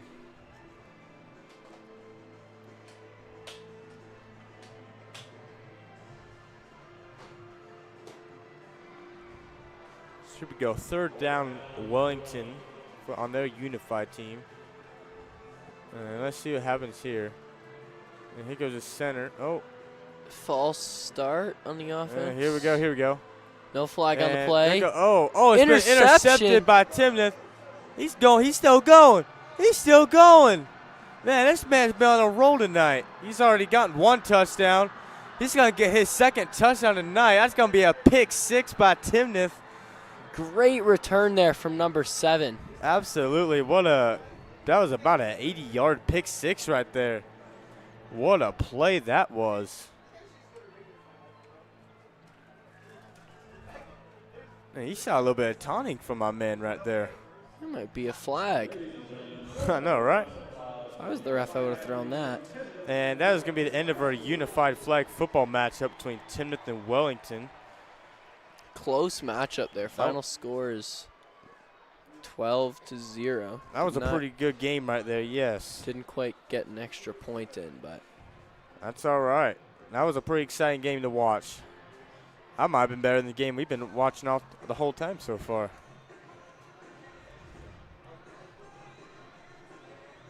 And we'll be back with you in a couple minutes.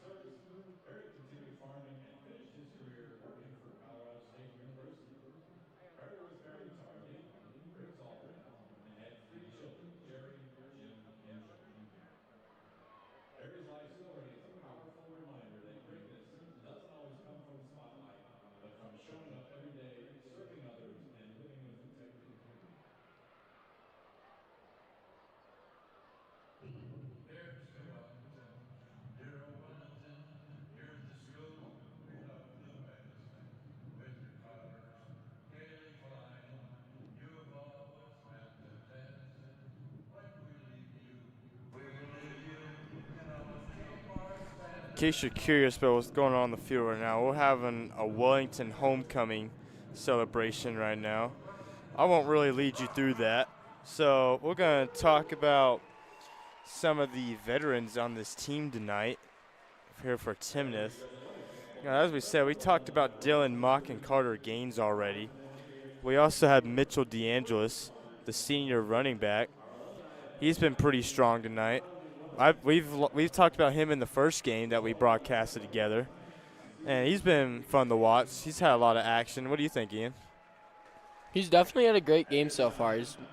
Timnath has been, on all of their drives, they've been using him to run down the field. So he's definitely been instrumental in their game so far. Oh, absolutely.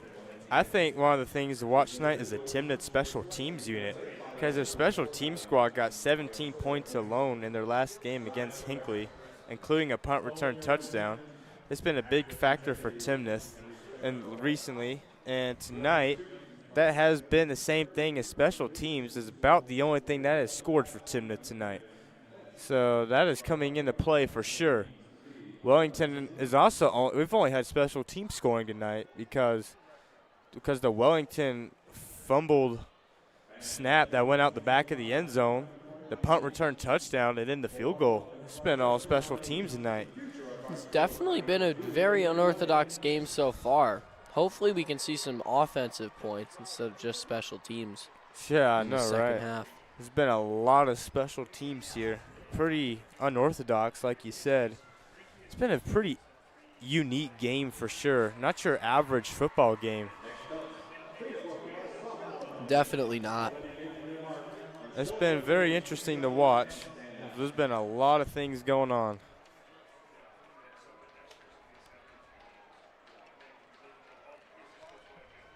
In case you want to know what's going on in the field right now, they're just talking about homecoming for Wellington, and they're just doing their thing down there. I won't really talk about that much, but you'll see it on our screen as there's nothing else to film at the moment. So we'll look at other stuff here for Wellington's coming back out there taking the field here, getting ready for the second half. Yeah, going back to Timnath, they'll start their conference schedules here, or league schedules, I should say, for the rest of the season. This is their last non-conference game of the season here for Timnath. They'll have a bye week next week, and then they'll go on to Meade. Meade is a very strong 3A team. In fact, they went to the 3A championship game last year, but they did lose in the championship game. Meade will be a very tough matchup for Timnath. And then they'll go to Niwot. That should be a fairly easy win, as Niwot went 0-9 last year. Not sure how they're doing this year, but it's probably not a significant improvement. Then on the 24th of October, they'll head to Windsor High School. That'll be a rivalry, as that's a pretty close school to Timnath. Both on the I-25 corridor, on the east side of I-25. So that'll be a good game. Then on Halloween, we'll be broadcasting that game against Greeley Central. Well, me and Ian will be here for that game back at PSD Stadium. And you'll also have us for their game against Northridge, which will be their last game of the season unless they make playoffs. Me and we'll be here for that too. So pretty interesting schedule coming up for Timnath. So Well, we'll see how that Meade goes. matchup may sound intimidating. They're competing well with Wellington at the moment, who made it to the 2A state championship game last year. They did also lose, just like Meade, but if they're able to compete with a state runner-up in 2A, I don't think there's going to be a huge difference between 2A and 3A, but we'll have to wait and find out next week. Yeah, absolutely. Let's look at a couple storylines in this game. This could be a tough game for Timnath, since Wellington has scored at least 31 points in every game they have played this season. And looking at that scoreboard, I don't think Wellington has scored 31 points. It's only been 7. So that could come to an end tonight. And I don't know about, what does Wellington's last couple of games look, Ian? Wellington is 3-0 this season. There we go. Who have they played? They played against Fort Lupton, another 2A team. They won 68-0. They played against Montezuma Cortez, also 2A. They won 58-0 in that matchup. And their most recent matchup against Mountain View, who is also a 3A team, just like Timnath, they won 67-0. So they've had a strong start to the season, but Timnath has been shutting them down well. Yeah, only shutouts for Wellington. That's not going to happen tonight as Timnath has scored against Wellington. It's been the only points scored against Wellington thus far this season. Yeah, absolutely. Going back to Timnath, they've averaged 50.5 points in the last 2 games. And Wellington has been probably as close to 60 in the last 2 games, seeing those stats. So, I mean, pretty high-scoring teams here. We have not seen that tonight. It's been a very low-scoring matchup tonight. Definitely. Last week, Timnath won 77-0. So we have 2 teams who scored 60 points last week, being held under 10 going into the second half. Yeah, absolutely. And the Timnath team is not back on the field yet. They're taking the field right now. They're just coming out of the tunnel. Here they come. Yeah. And we'll talk about the Box Elder Cup, which is what the name of this rivalry is. This is the second time playing in Canvas Stadium since they started doing the Box Elder Cup back in and Canvas Classic back in 2022. Wellington won last year 15-14. So Wellington leads at the moment. And we're going to have a graphic coming up. We're going to look at Carter Gaines again, the senior wide receiver from Timnath. He's been a favorite target by quarterback Drew Raymond as he averages 28.5 yards per game. He has 541 total yards and 7 touchdowns. So that's pretty good. We've seen a little bit out of Carter Gaines tonight, so hopefully we see a little more out of him. Some fun over there in the Timnath student section. They have their phone flashlights on. Absolutely. We've talked a lot about the Canvas Classic before today. This is where some high school state championship games are played at. I believe 5A, 4A, maybe even 3A, all their state championships are here at Canvas Stadium, here at Colorado State University and here in Fort Collins, Colorado. So this is a pretty significant stadium here especially for these teams here in northern Colorado that don't get the opportunity to play here. And then actually next year, starting in 2026, the Canvas Classic will start hosting the Thompson Valley School District. So it will be outside of Poudre School District starting next year. Pretty excited to broadcast that expansion upon the Canvas Classic next year. Should be fun. Maybe a full day. Absolutely. It'll be Loveland, Thompson Valley. All those teams down there in Loveland will get to come up here. So that'll be really cool to see. Give some teams some experience in playing in college football. Hopefully recruit people to college football more and want to play it more. As you know, college football has been on the growth lately. It's definitely been on the growth. It's almost like overtaking the NFL, which has been pretty crazy lately. I think at one point last year it actually did overtake the NFL in viewership. I doubt a CSU game would get more than a NFL game since we're not a power school, but Colorado State is a pretty cool big future coming up. Big schools like Michigan and Ohio, that's the teams who you'll see big matchups that can sometimes overtake the NFL. Absolutely. We will see a pretty full stadium tomorrow, though. Oh, yeah. Definitely more full than it is right now. It'll be State Pride tomorrow night against Washington State, so they'll be wearing the white uniforms. That'll be fun to see. It'll be Colorado State playing Washington State here tomorrow. Future Pac-12 foe as Colorado State joins the Pac-12 next year and leaving the Mountain West at the end of the season. But we will not be broadcasting that game. We're going to hand that one off to CBS, but yeah, we don't quite have the media rights for that game. That costs a lot. Maybe in the future. It'd be at least 2031 because they got a media rights deal till 2031. So we might can get it in 2032. Come back to us then. Anyways, going back to our high school football game. Looks like we might be getting ready to go again. Start our second half of this game. If you don't remember, Wellington leads this game 7-5 over the Timnath Cubs. Here for the Box Elder Cup, 2 very big rivals playing here tonight. Wellington currently has the Box Elder Cup, and they're trying to defend it tonight. And currently they're up, but Timnath has not really had any momentum going for them. So if they can get some momentum going here, I definitely see them coming back from this deficit. Timnath will start by receiving the ball. They deferred to start this game. So we'll see what Timnath can do here on this. They'll start off our third quarter. And let's get this game back going. We had an extended halftime here at Canvas. I believe it was a 20-minute halftime. It was 20 minutes. It's always good to remember that anything can happen in a rivalry. Absolutely. So we could see anything happen in this second half. And let's get this game back going. And here comes our kicker, Seth Long. And here we go. That's a low kick. And that is going to be a touchback.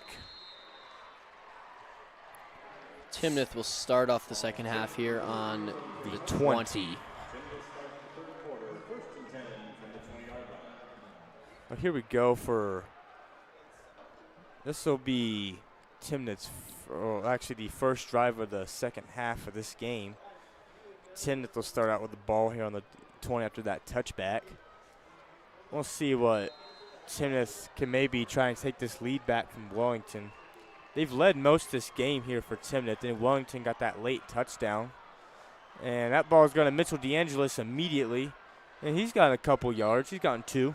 Because of this unorthodox score, 7-5, we saw that safety in the very early minutes of the game. I believe it was first 2 minutes. But because of this very unorthodox score, all Timnath needs is a field goal to take the lead. It would be 8-7 if they can score that field goal.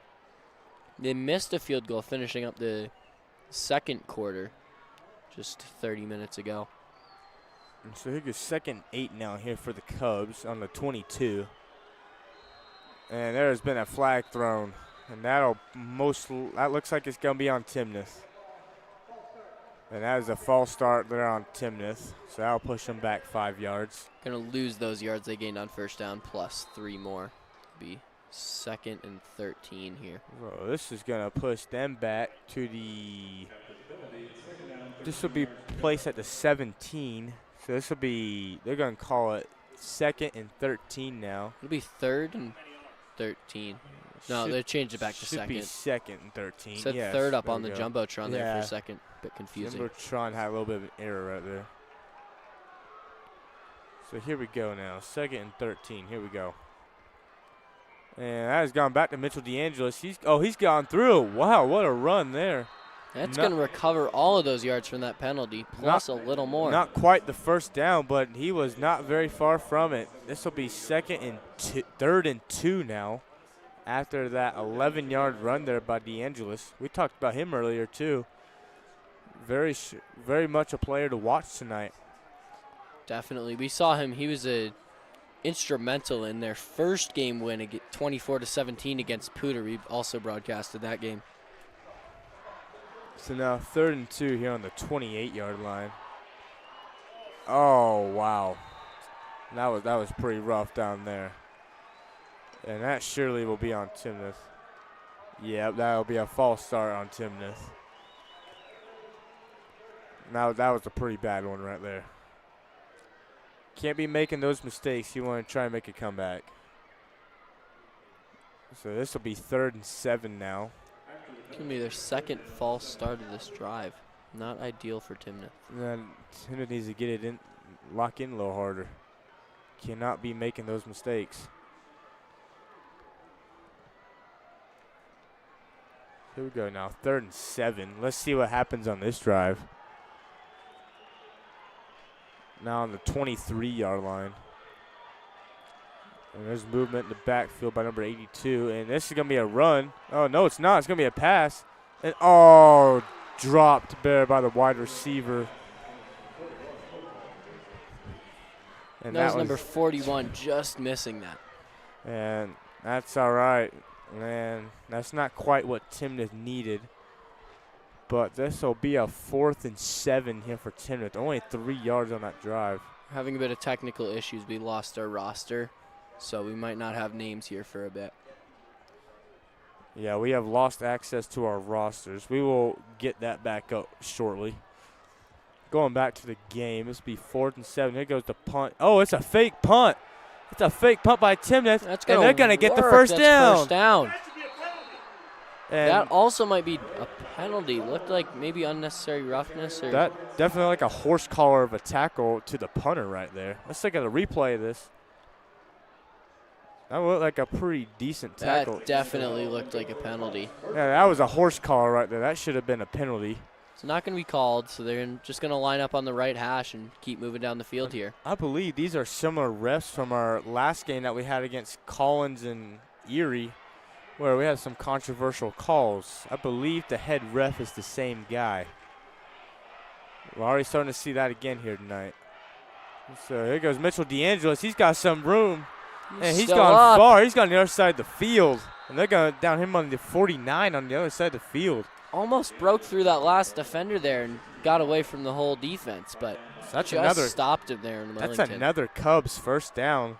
And it looks like the Cubs have gotten this drive gotten together again. Pretty rough start, but They've found their way around that Wellington defense, who was doing a great job of shutting them down this first half and had not let up any points until this game. absolutely very good fate that they had on that last one.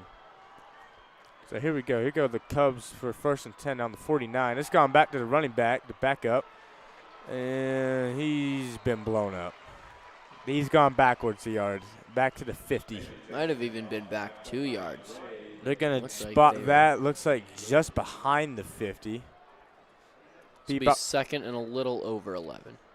Yeah, it's be about 2nd and 11 plus a 1/4 of a yard, it looks like. Specifically a 4th. That is true. It is about a 4th. Not Gonna be- quite on the 50. Back to second and a little over 11. Yep, 2nd and 11. There's still technically the 50. And here it goes, going back to Drew Raymond again.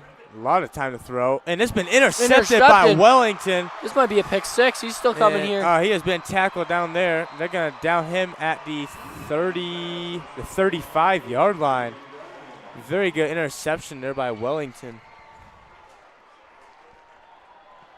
That we've been seeing the Wellington defense has produced multiple turnovers this season. They had 2 fumble recoveries earlier this game, and now an interception. That is big for Wellington to keep their momentum here and stay in the lead. Yeah, absolutely.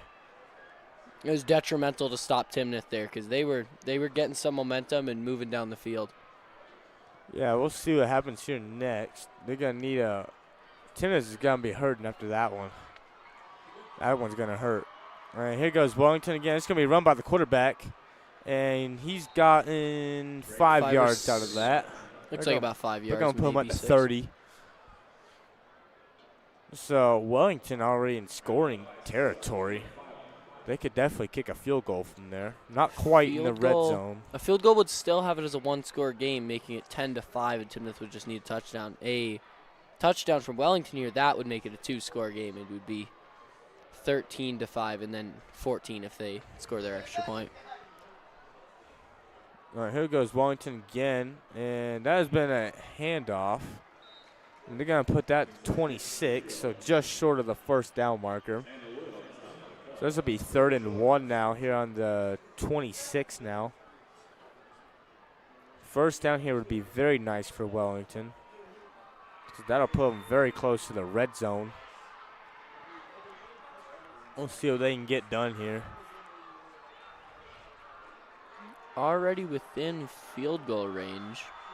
Yeah, absolutely. Let's see what happens here. A lot of motion there on the See if they can get a little Wellington closer. offense. A lot of motion going on. Even more motion going. And that's going to be a handoff backwards to the running back. He's got the first down.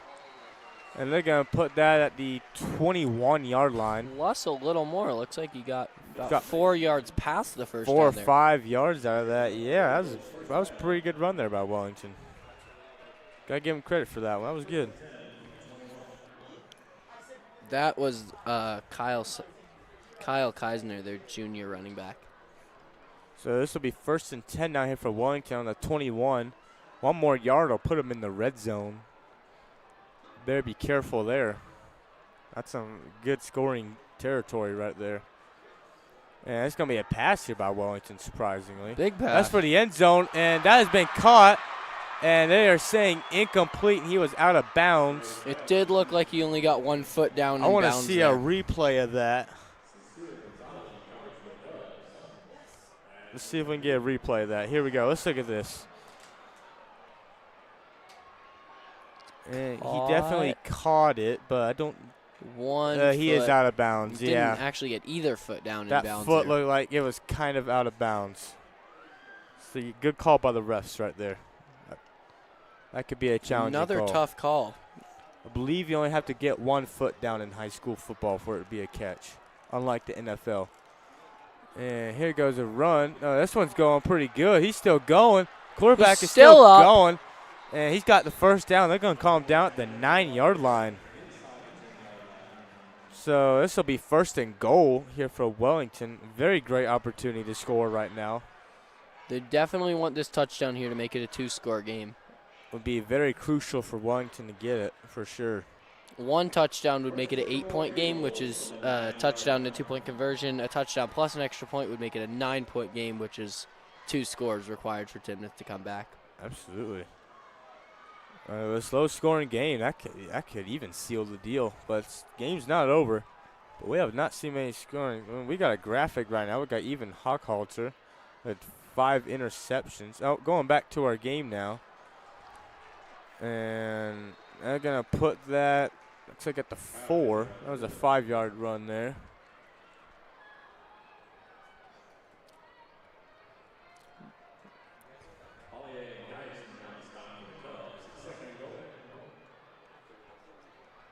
And we'll get that. We're going to put that graphic back up after that replay. Going back to Ivan Hochhalter, running back for Timnath. And he's gotten a loss. He's played defense, too, with a lot of tackles. 187 total tackles and 99 total tackles during his high school career. Going back to the game here, Wellington's pushing the ball forward. And that might have been a – nope. They're going to put that at the 3-yard line.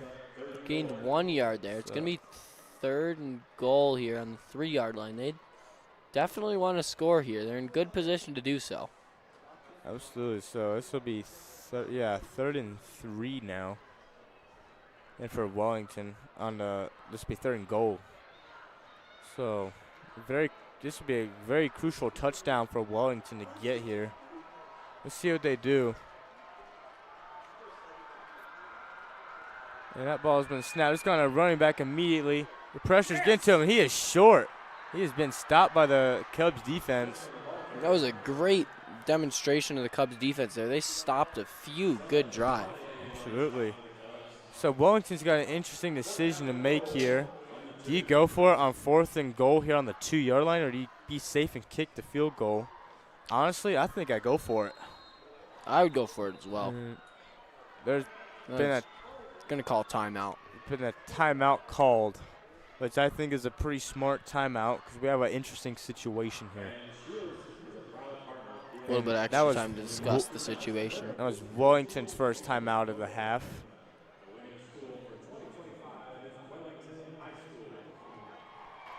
This is Brayton Meglin. He's number 3. He's a running back for the Wellington Eagles. He is 136 yards. He also plays defense.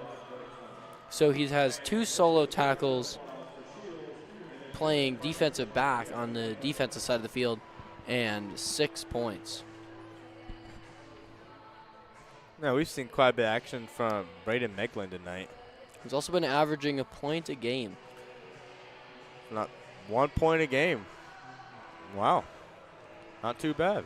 Little things make a difference. Absolutely. Timnath is getting ready to come back out. Wellington is still having their discussions. And refs are telling them to hurry up. Here comes Wellington. Wellington looks like they're going to go for it, which they absolutely should. And this is their run formation they've been doing a lot of. This is very important for Timnath to score and here. It is going to be a run, and that is going to be a touchdown, Eagles. And that's an Eagles touchdown. That was number 2, Kyle Keisner there. That was a backwards pitch on that last play, so it's now an 8-point game. The extra point, assuming he makes it, will be a 2-score game. They've been running that backwards pitch a lot on offense here, and it's been pretty consistently working. I don't believe they've lost yardage on it yet. Yeah, it's a pretty risky play to use for sure. Most teams don't do it successfully. Seems like Wellington has mastered it. Absolutely. And here goes the extra point attempt. And that is good. Almost blocked there by Timnath. So that is now 14-5. Wellington Eagles lead the Timnath Cubs. That is a 2-score game for the first time of this game. This is very important for Timnath to score on this drive and give themselves time in the fourth quarter to come back. Timnath has to make the comeback now. They need 2 scores, so at least a touchdown and something else at the minimum. That's probably not going to be very nice for the Timnath sideline. So here comes the Wellington kicking unit and the Timnath receiving unit coming out for the kickoff after that touchdown there by the Eagles. So right now Wellington is on to defend their Box Elder Cup and hold it for the second straight year at the current moment. 3:40 left in the third quarter. Game is not over, but definitely a lot of effort needed by Timnath here if they want to try and win this game. They're definitely still in it, but with this strong Wellington defense, it's going to be tough to come back. Absolutely. And here goes that kick, and that is surely going to be a touchback. Yep, that is a touchback there for again. We've seen lots of strong kicks from the Wellington kicker tonight. He's been having a great night. Yeah, we have.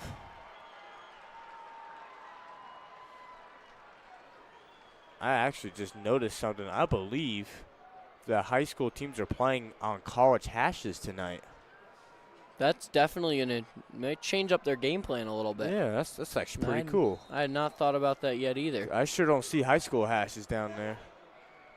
Do not see a second set of hashes. No, they're playing college hashes tonight. That's cool for high school players to get the experience.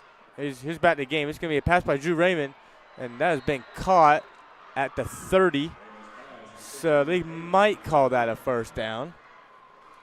And they will call the first down. Yeah, that's going to be a first down. It'll be a first down there for Timnath. This is kind of a reflection of what we saw in their last drive. Looking at that replay, he looked pretty short of that first down. They're going to still give it to him anyway. This is a reflection of their last drive so far. They got to avoid that interception or a fumble this time and keep moving down the field towards that score.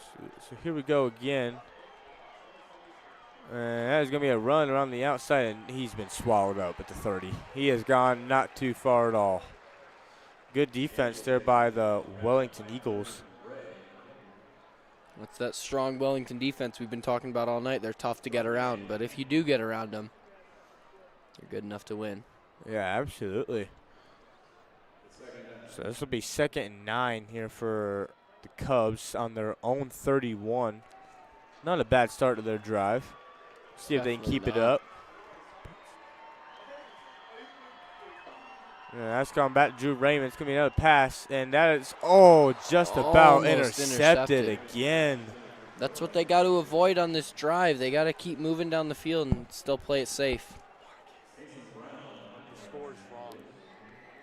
It's 14-5. So here we go. It'll be 3rd and 9.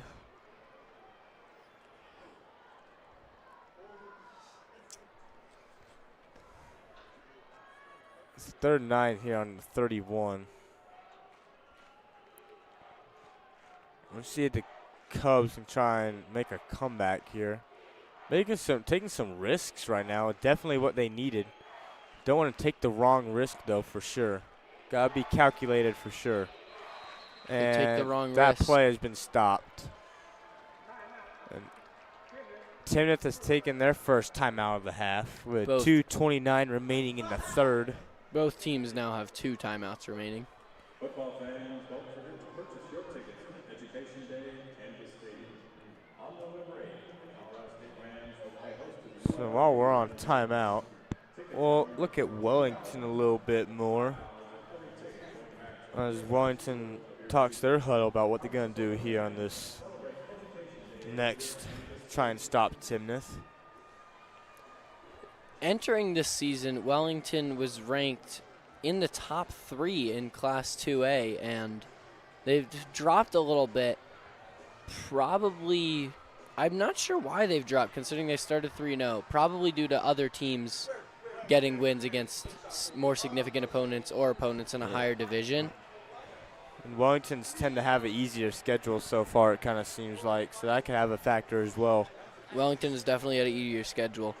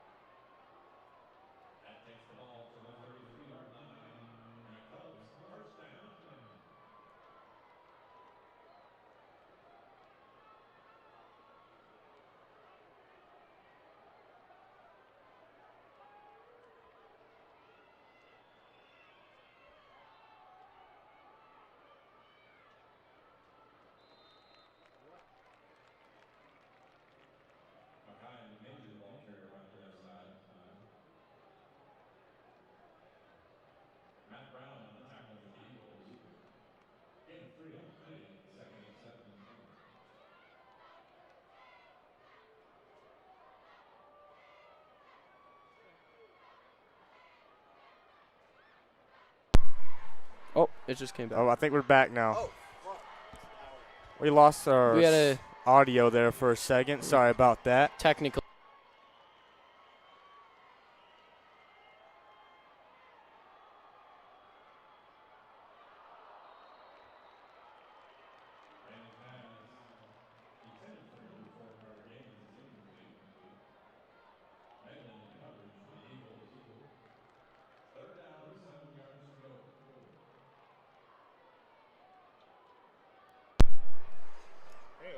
We'd lost power on our soundboard there for a second. Sorry, folks, but we are now back. We switched to a different outlet, and the power came back. Sorry about that. Going back to our game, Timnath made some pretty significant plays while we were gone. We saw a lot out of Carter Gaines that we talked about earlier. So this is 3rd and 7 now here on the Wellington 30. And that has been dropped there by Timnath. Unfortunate. And looks like we might have the field goal unit coming out. It's like it knows I came back. Yes, this looks like we're going to have the field goal unit coming out. This will be a pretty decently long kick. And this will be a 47-yard field goal attempt. This will be the longest one tonight here by Timnath. This will be a long field goal for a high schooler if we can make Absolutely. this. We've just gotten our rosters back. We just figured that out. And this will be one heck of a field goal if he makes this. And that kick is up. It's going and long. that kick is good. It's good. Barely made it. What a kick. What a special teams we're seeing out of Timnath tonight. So that'll make it 14-8. That will make it a one-score game if Wellington can score here. This is a very important drive here for Wellington. Scores now 8 for Timnath.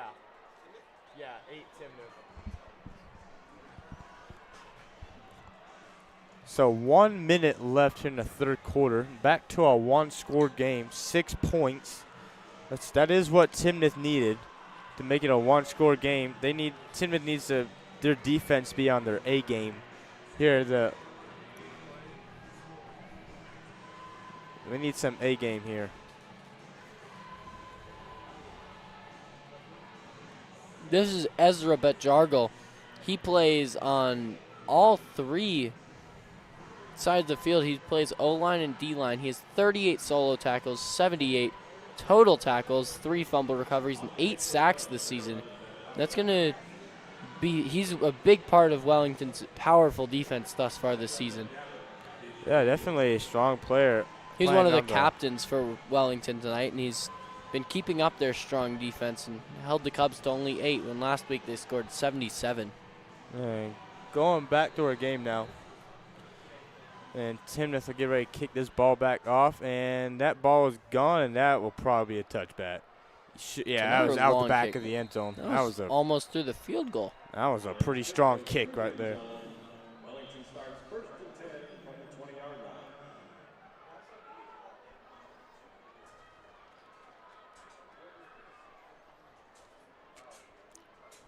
This is an important drive for Wellington here. If they score and put it back to a 2-score game, that's going to give the Cubs very little time to come back. Yeah, absolutely. But if Timnath is able to stop him and give themselves another opportunity, they could tie this game up, even take the lead. Yeah, absolutely. We'll see what happens here. So Wellington will get the ball here on their own 20. Wellington needs to not take too many risks here. And that is going to be a run by the quarterback. He's pushed up about 5 yards. That is going to be a 5-yard run. They're going to put that to 25. So 2nd and 5 here for the Wellington Eagles now. And this will most likely be the last play of the 3rd quarter that comes up right here. Clock is ticking. We have about 40 seconds left in the 3rd. Yeah, we'll see if they should get one more play in.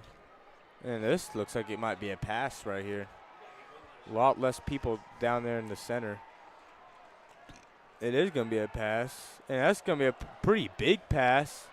And that is incomplete. But that looked like pass interference there by Timnath. There are flags out on the field. There is 2 flags out deep. That will surely be pass interference. 3rd flag. He's just throwing it back. Let me see what our head ref has to say here tonight. That is pass interference on defense. So this will be a 1st down for Wellington. Not good for Timnath there. This is an important drive to stop him. Let's check this out right here. Didn't really see much of it on that, but yeah. Looked like he tackled him before he had a chance to jump up for the ball. Yeah, so 1st and 10 now here on their own 40 for Wellington. Probably going to be another run here again, I would guess. Sure is. He's still going. He's still going. Wow. And he has made it to the 50 on that play. So a 10-yard run on that one.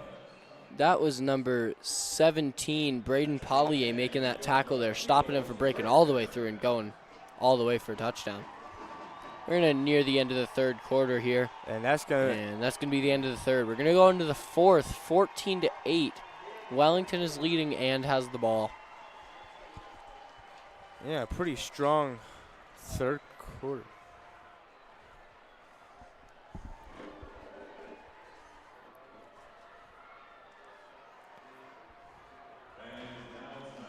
We've seen a great game here tonight so far, and I'm pretty excited for this 4th quarter. It's a close game going into it, and I'm excited to see what happens with both teams.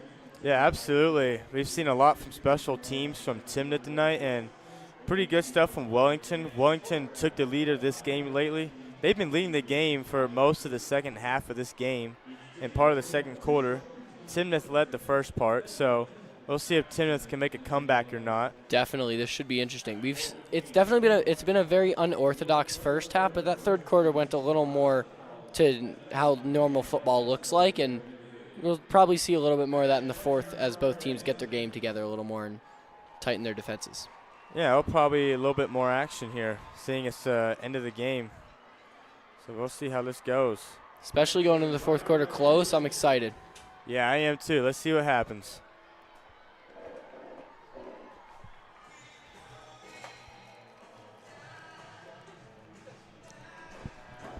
We get a graphic. Give us a graphic. We get a graphic. We can look at some more from Graphic. Not this time. Okay. So we'll talk Out on the about field right now, looks like we got a bit of a dance going on. Absolutely. We don't have what's going on. Looks like this is alumni, students, and homecoming court committees potentially right here. Oh, no, this is a student dance battle. I think one side's Wellington. I think we got Wellington going right now, and Timnath just finished up. Yes, this is a very popular 100 student dance battle going on. 50 students from Timnath and 50 students from Wellington will be performing a dance choreographed and led by different teams. Each team will have two 30-second routines. After both teams perform twice, the winner will be determined by the team with the loudest applause. Timnath is going again here. This is their second 30-second one. Some fun choreography. Yeah, absolutely.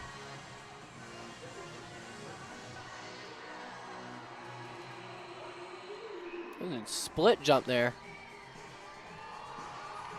Wellington's back. Got a little bit of partnership going on in this dance.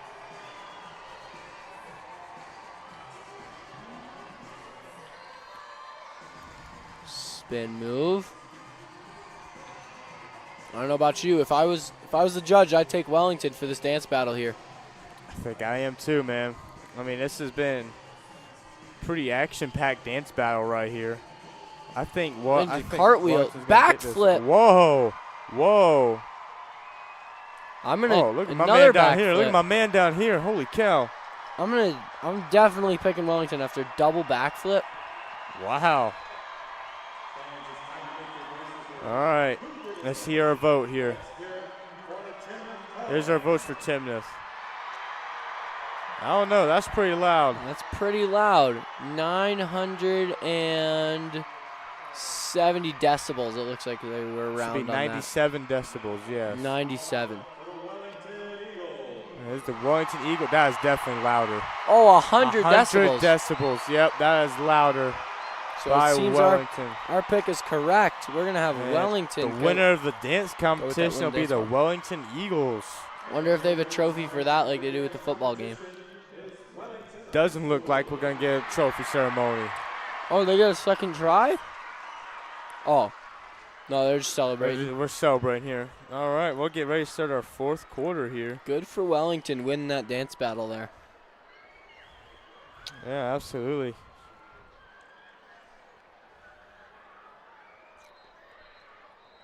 Football teams are back out. They're taking the field right now as the dance team leaves.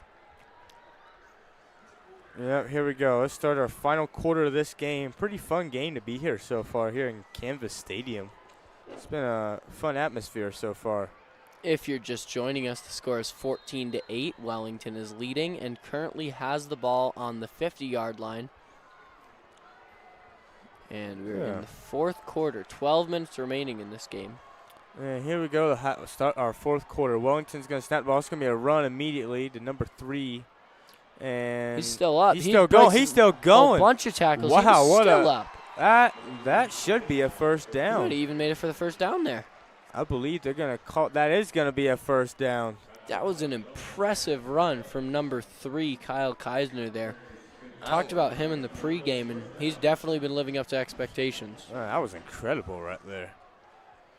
I think he broke 10, maybe even more tackles. He broke through the whole defense. Yeah, we won't expect Wellington to do too much. Probably a lot of running since they're leading this game here in the fourth quarter. Won't expect them to take many risks. This sure looks like their running formation again. The very heavy O-line right here. And it is going to be run to Kisner again, and he has been blown up. They're going to push him back to the 30. Where are they going to put? They put him back. Okay. They're going to say no gain. So he has gone nowhere. So it'll be 2nd and 10 now. Here for Good for him Wellington. getting his knee down there, preventing him from a 5, maybe even 10-yard loss. Yeah, absolutely. So 2nd and 10 now. Oh, here we go. It's the quarterback scrambling. And he's still going. He just ran out of bounds at the 45. 3 or 4 yard gain, maybe. He's 5. gone out to 35, so he's gotten 5 yards out of that.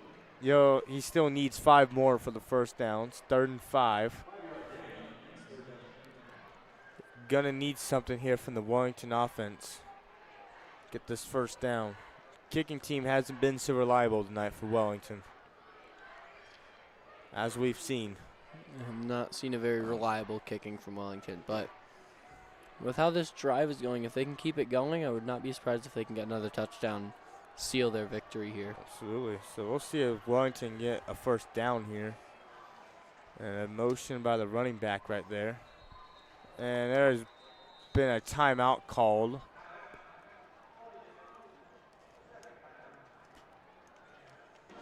That was a timeout there on the Wellington. They've called their second timeout at the half. Only one timeout remaining for Wellington. We still have over 10 minutes left in the fourth quarter. It's kind of early to be calling that. If I were Wellington, I'd be holding on to that timeout for later, but yeah, it's not what they did here. This game's not over. You might need that later on if Timnath makes a comeback. Seem confident they can hold on to this lead. Yeah, we'll see what happens here.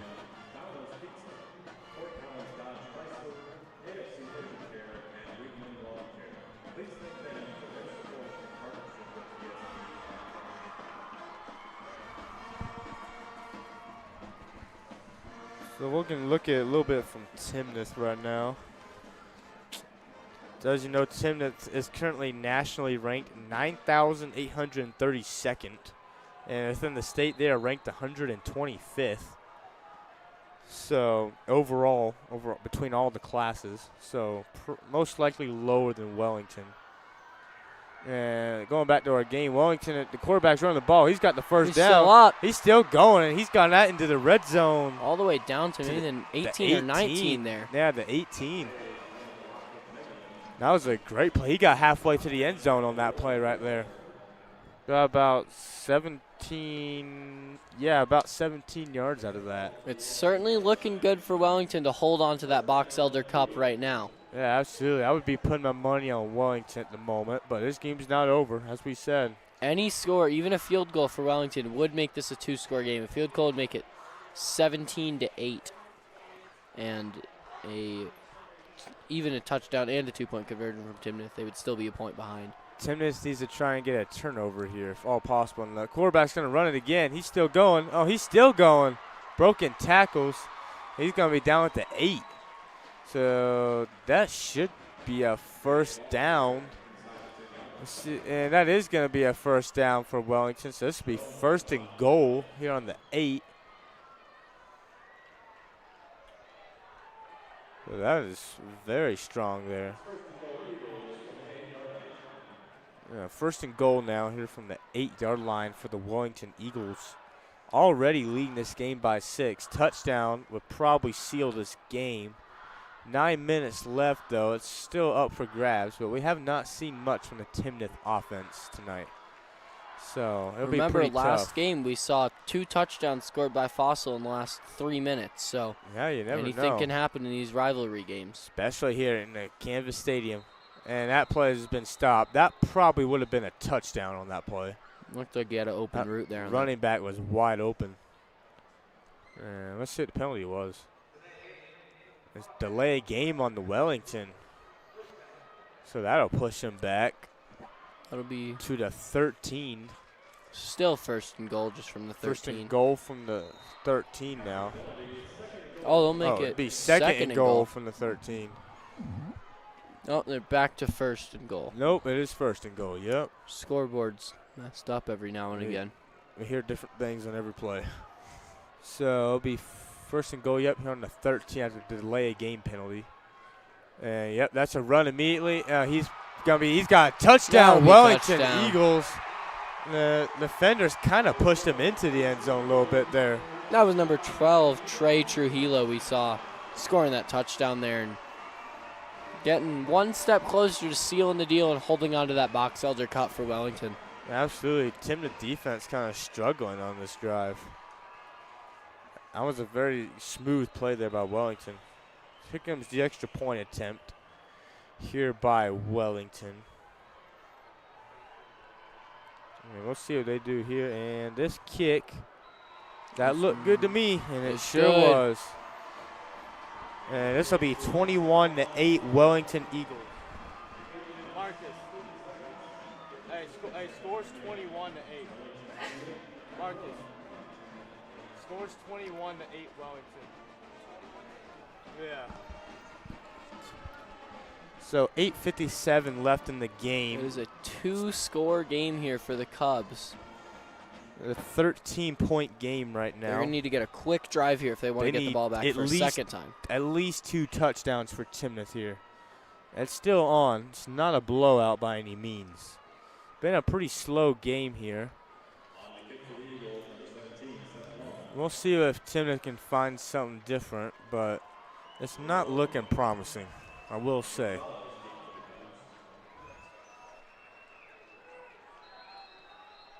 So here goes Wellington here from the 40, about to kick it. And here we go. And Timnath will take back the ball, and that'll be an easy touchback. It's gone out the back of the end zone again. That kicker needs a kick from the college kicking area on that X on the 35. You don't need the 40. That still would have been a touchback. Still would have been a touchback from the 35. That was a strong kicker. Yeah, that kicker's got some potential. I hope to see him have a good future. So this will be 1st and 10 here for the Cubs on their own 20. About the common story at this point.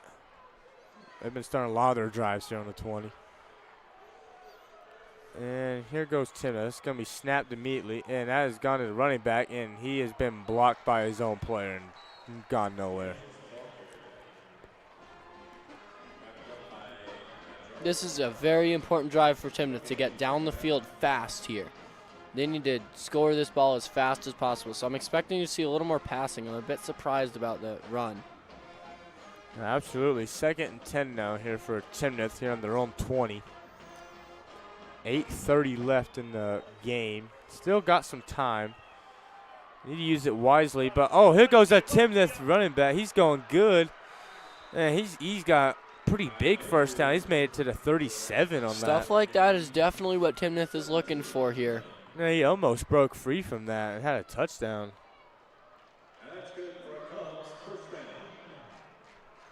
And that'll be good there for Timnath getting their first down. Cubs used their first timeout towards the end of the 3rd quarter. They have 2 remaining. Yeah, so 1st and 10 out here on their own 37. Progress definitely for Timnath. That's what they needed. It's going to be a pass. And pressure. And that ball is going to be, oh, that's might be pass interference. There's the penalty flag. That sure looks like it's going to be pass interference.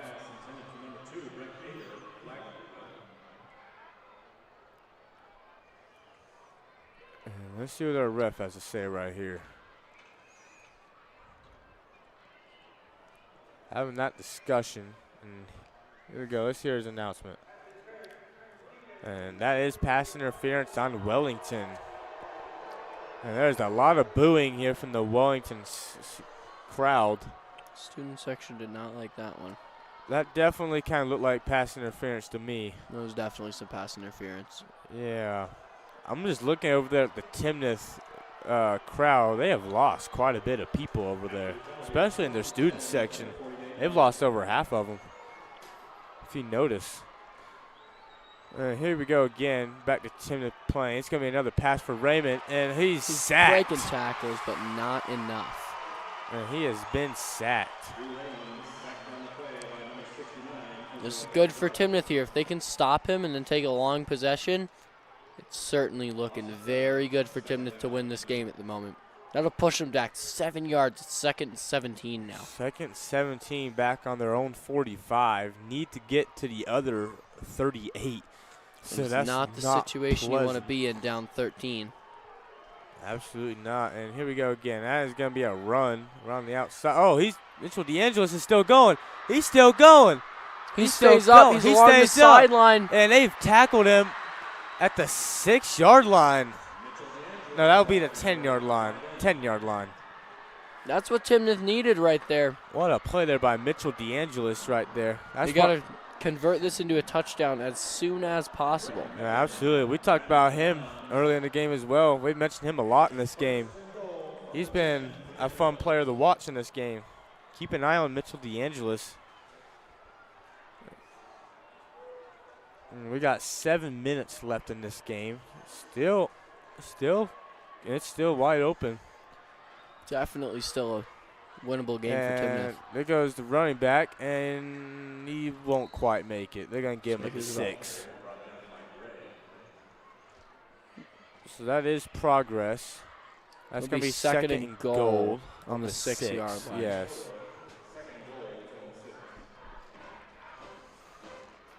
This is crucial for Timnath to score as fast as possible here. So if I were them, I'd be moving a little faster.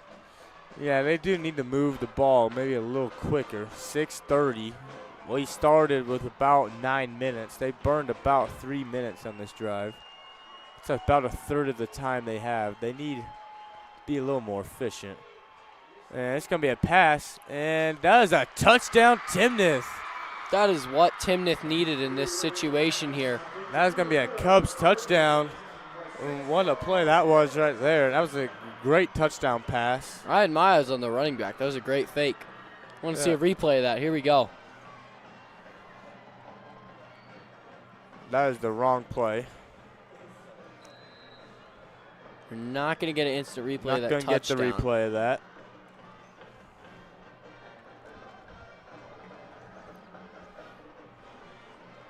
See if they can make this extra point. There goes the extra point attempt here by Timnath. And that'll be good. That kick was good. It'll be 21-15 Wellington. 21 to 15. 21 to 15.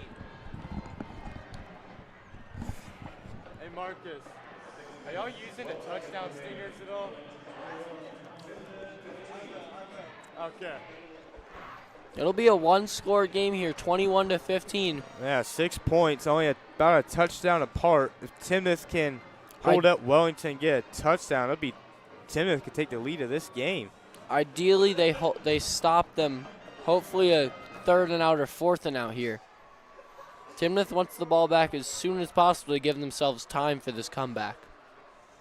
Yeah, absolutely. So 6:12 on the clock. Timnath defense needs to do their absolute best right now. I'm not going to lie. I'm just looking at these Timnath uniforms. That kind of looks like Wyoming's uniforms. They definitely do look like Wyoming. Yeah, CSU will be playing them later in the season. Back to our game. We'll have our kicker here, Ben Halloran, here for Timnath. And kick this ball off, and that's an onside kick. It's recovered and by that has Wellington. been recovered by Wellington. It did look like it caught Wellington off guard. They looked a little confused there. Definitely did. I think it was a little too early for that, but it was worth a shot. Good recovery there by Wellington to get that. Timnath has to stop them here. They cannot allow a score. Yeah, so they're on the 49-yard line, so any score from Wellington puts this back to a 2-score game, and they do not have time for that. They got to keep this to a 1-score game and get the ball back as soon as possible. A 2-score game would probably seal this game at the rate this game has been going. Oh, no, it's still going. It's still anybody's game at this moment. And there's going to be a run here for Wellington, and he's going to could get a couple yards out of that. They're going to give him 2 yards. Keep in mind, we have seen a 47-yard field goal from the Timnath kicker tonight. So if Wellington can match that with a long field goal, that might seal this game. Absolutely. So this will be 2nd and 8 here on the opposite 49 that we just were on. So yeah, 2nd and 8 now. Let's see what we can get here.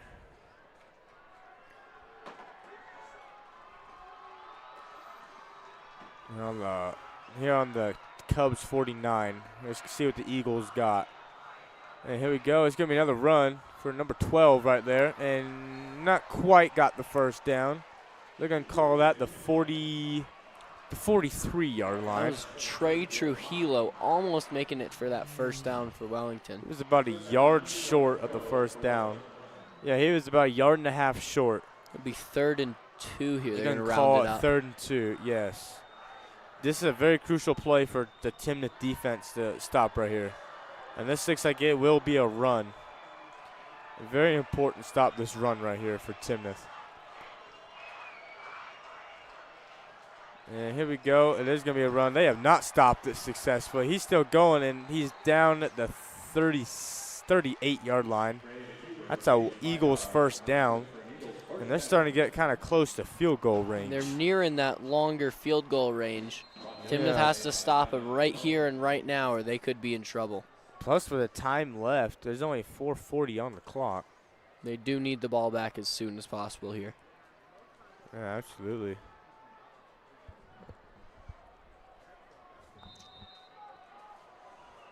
The ref stopped the clock there for a couple seconds. But we're back going again.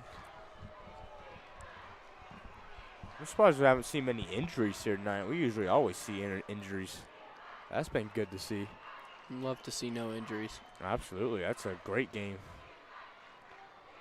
And they're definitely trying to burn some clock here for Wellington. That might be. That's why they waited there. And, oh, there goes the running back. Ooh. Oh, what a tackle. Almost did a front foot there. Got him down at the 30, and he's limping after that hit. He's going to keep playing. Looks like he's all right. Almost jinxed him there. Yeah, I was about to say, yeah. That was a close call. We won't talk about that again. Be 2nd and 2. They're in that long field goal range. A field goal would be from 45. Yeah, we'll see what they can do here.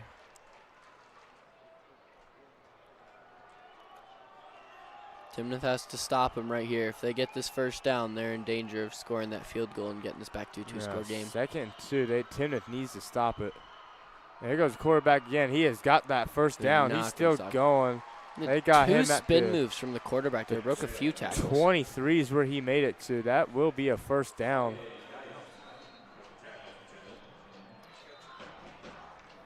And that is going to put Wellington definitely into field goal range. It'd still be a little far, but they're in field goal range. And we have had a timeout called by Timnath. They have taken their 2nd timeout of the half. Both teams only have 1 timeout remaining. So both teams taking advantage of their timeouts tonight. 3:22 left here in the game. We'll see what they can do here.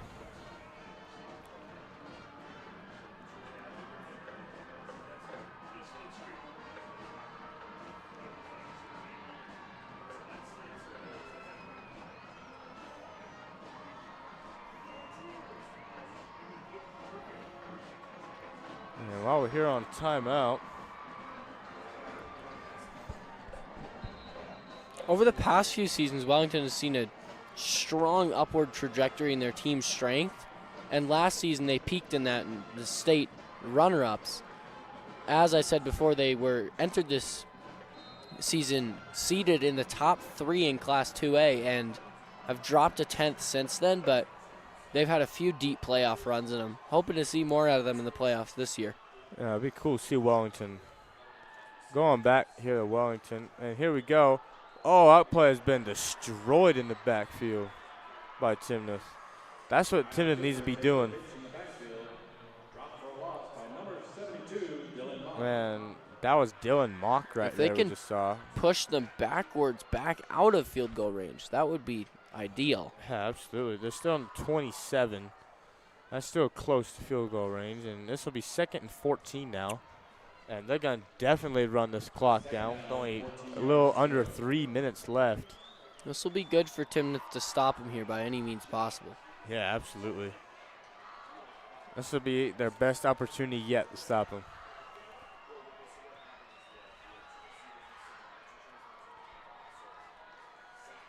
And here we go. It is going to be a run. Oh, he's still going. He's still going, and he is just short of the end zone. They're going to call that the 3-yard line. That is a big play for Wellington there. That was our man, number 12, Trey Trujillo, the senior here for Eagles. That'll be 1st and goal on the 3-yard line. This is not looking good for Timnath. Yeah, absolutely. And they called their final timeout? Someone has just called. Time has just been stopped. Looks like we might have had an injury timeout. I'm not quite sure. I believe that's number Yeah, we do. 12, That is Trey number. Trujillo. That's our estimate. He just made that big play. He is again taken off the field by his teammates. He is limped off the field successfully with assistance.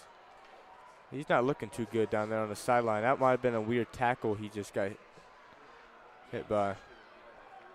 They're trying to get him down to the bench down there. Glad to see him get off the field. Getting some assistance down there on the sideline too.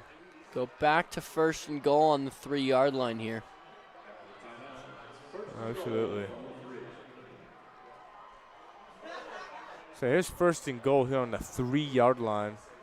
2 minutes left in this game. Wellington touchdown will probably seal the deal with this amount of time left. Already winning the game. And the ball has been snapped, and They're gonna that's stop him. gone. That looks like it went backwards. And it did go backwards 1 yard. Timnath is looking for a turnover here. They want that turnover. They don't want to give Wellington the opportunity to kick a field goal here, because that would put it up to 24-15, which is a 2-score game. That's true. I mean They're it's kind of also they're also running very low on time. They only have a minute and a half left and one timeout. interesting to see if Timnath uses their final timeout or not.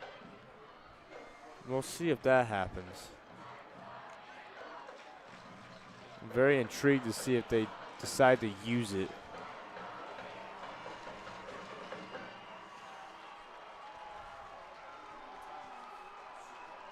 Yeah, This might be a delay of game on Wellington, or a timeout.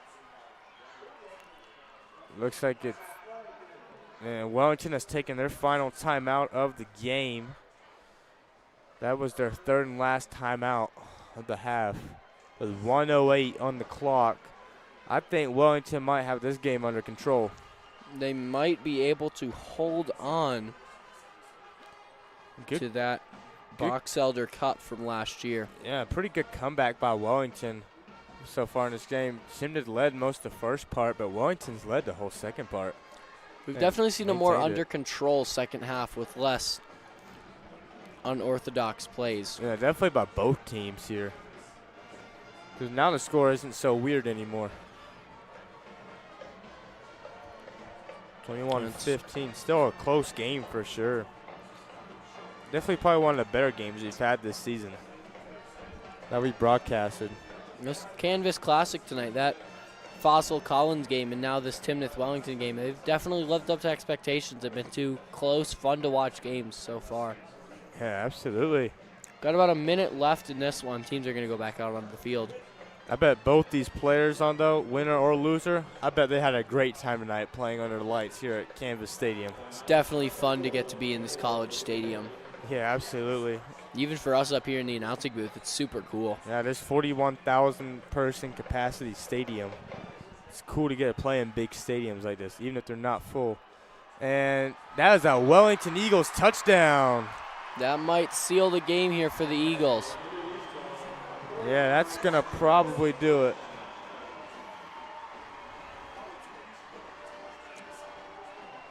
That makes it 27-15. I think Wellington might have this under control.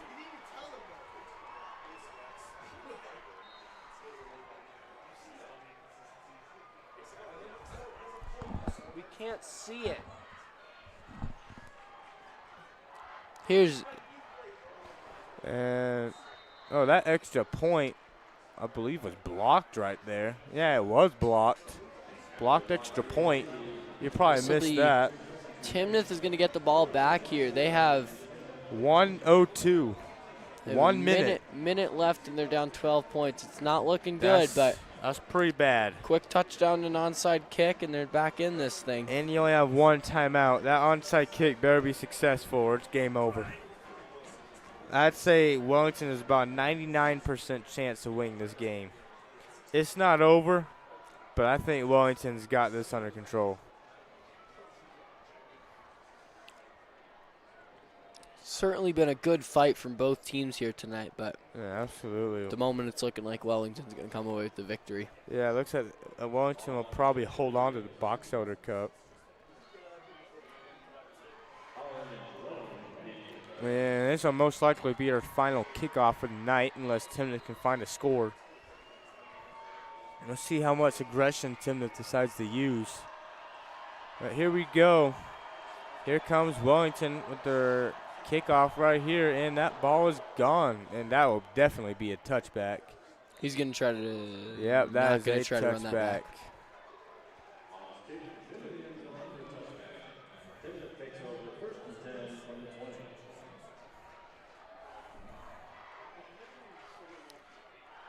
I don't know if you've been noticing, but looking at the lights around the stadium, there's a lot of moths flying around. Definitely a lot of moths at the moment. It's a little annoying. I know, yeah, they've been landing on me personally. I don't think we have that back at PSD Stadium back at Timnath. So going back to our game, 1st and 10 here. Timnath is going to do a pass. And that receiver's wide open, but he has dropped it. That was on the ground. That was the Carter Gaines right there. And that was a little bit of a low pass.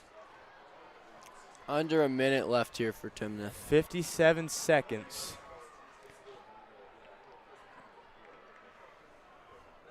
Yeah, it's going to be pretty challenging, especially on your own 20. That's a long distance to go, too. There we go. 2nd and 10 now here on their own 20. And it's going to be another pass, very similar play. That is complete, and he has gotten out of bounds, so that's a good job to get out of bounds. I think they're going to need to go for something longer here if they want a chance at this. They need to go for something big. Right, they need to send a nuke downfield and then do it again. So this will be 3rd and 3 here for Timnath, now on the 27. They're going to need more than 7 yards. They want to win this game. They need about 73 plus an onside kick. And it's going to be another pass here by Timnath. And that is complete in the center of the field. He's not going to get out of bounds. Man, there's going to be no huddle right here. Move quickly here. Might have it. There we go. Yeah, here we go again. The hurry up here. And Timnath has already snapped it again. Very good pace. And that is caught down there near the 50. Did not get out of bounds, though. They're going to have to keep moving quickly here. Keep going. 30 seconds and going down. Timnath needs to hustle. Here we go again. It's going to go to the running back, surprisingly. And he has gotten down at the 46. Clock is still ticking. They might need to take their final timeout right here. Timnath, I think, was just taking their – yes, Timnath has taken their – Timnath has taken their final timeout of the game. 19 seconds remaining here. It looks like Wellington might have put the nail in the coffin with that touchdown. Yeah, so both teams now out of timeouts. Timnath has the ball on the Eagles' 45. It's not looking good here for Timnath. 19 seconds to get 2 touchdowns is going to be pretty hard. Looks like they're going to need a touchdown right here and then get an onside kick and do it again. Kick recovery and do it again. That's pretty hard to do. Colorado State did it in this stadium, though, surprisingly, 2 years ago against Boise State. They recovered it 3 times in a row. So, and they came back and won. Most of you have probably heard of that game. What a game that was. And just last game, about 2 or 3 hours ago, we did see an onside kick recovery by Fossil on their way to almost coming back from a 3-touchdown deficit in the last 3 minutes. The stadium is very good for onside kicks, with lucky onside kicks for sure. Back to our game. Let's go back to Drew Raymond. It's going to be a pass. And that was a good throw, number 2 right there, and he is not out of bounds. Timnath better get the hurry up going. We better go. Better go. 12 seconds. And then 11 seconds. They're going down. And that ball's been hiked again. We're going to need a touchdown right here. Oh, that is incomplete. That was a low pass. 3 seconds now on the clock. Looks like that will be it for tonight's game. So we have 3 seconds. Timnath will have one more play. And it'll be pretty much impossible for Timnath to win this game. You have to try and go for a touchdown, though, just for fun. Because why not? I think, let's see what Timnath decides to do here. See if they're going to try and go for it. It looks like they will try and get something out of this. Might as well. Yeah, it is going to be a pass. It's going to be a Hail Mary. And it's going for the end zone. And that is intercepted, I believe. And that will seal tonight's game. And that is the game. That is the Canvas Classic 2025. Cannon goes off one more time there, sounding the end of the night. The final score tonight is Wellington Cubs 27 and the Wellington Eagles 27 and the Timnath Cubs 15. We'd like to thank you for watching our game tonight. Huge thank you to Colorado State and Canvas Credit Union for making this event possible. From all of us here at SaberCat Sports, good night and thank you for watching.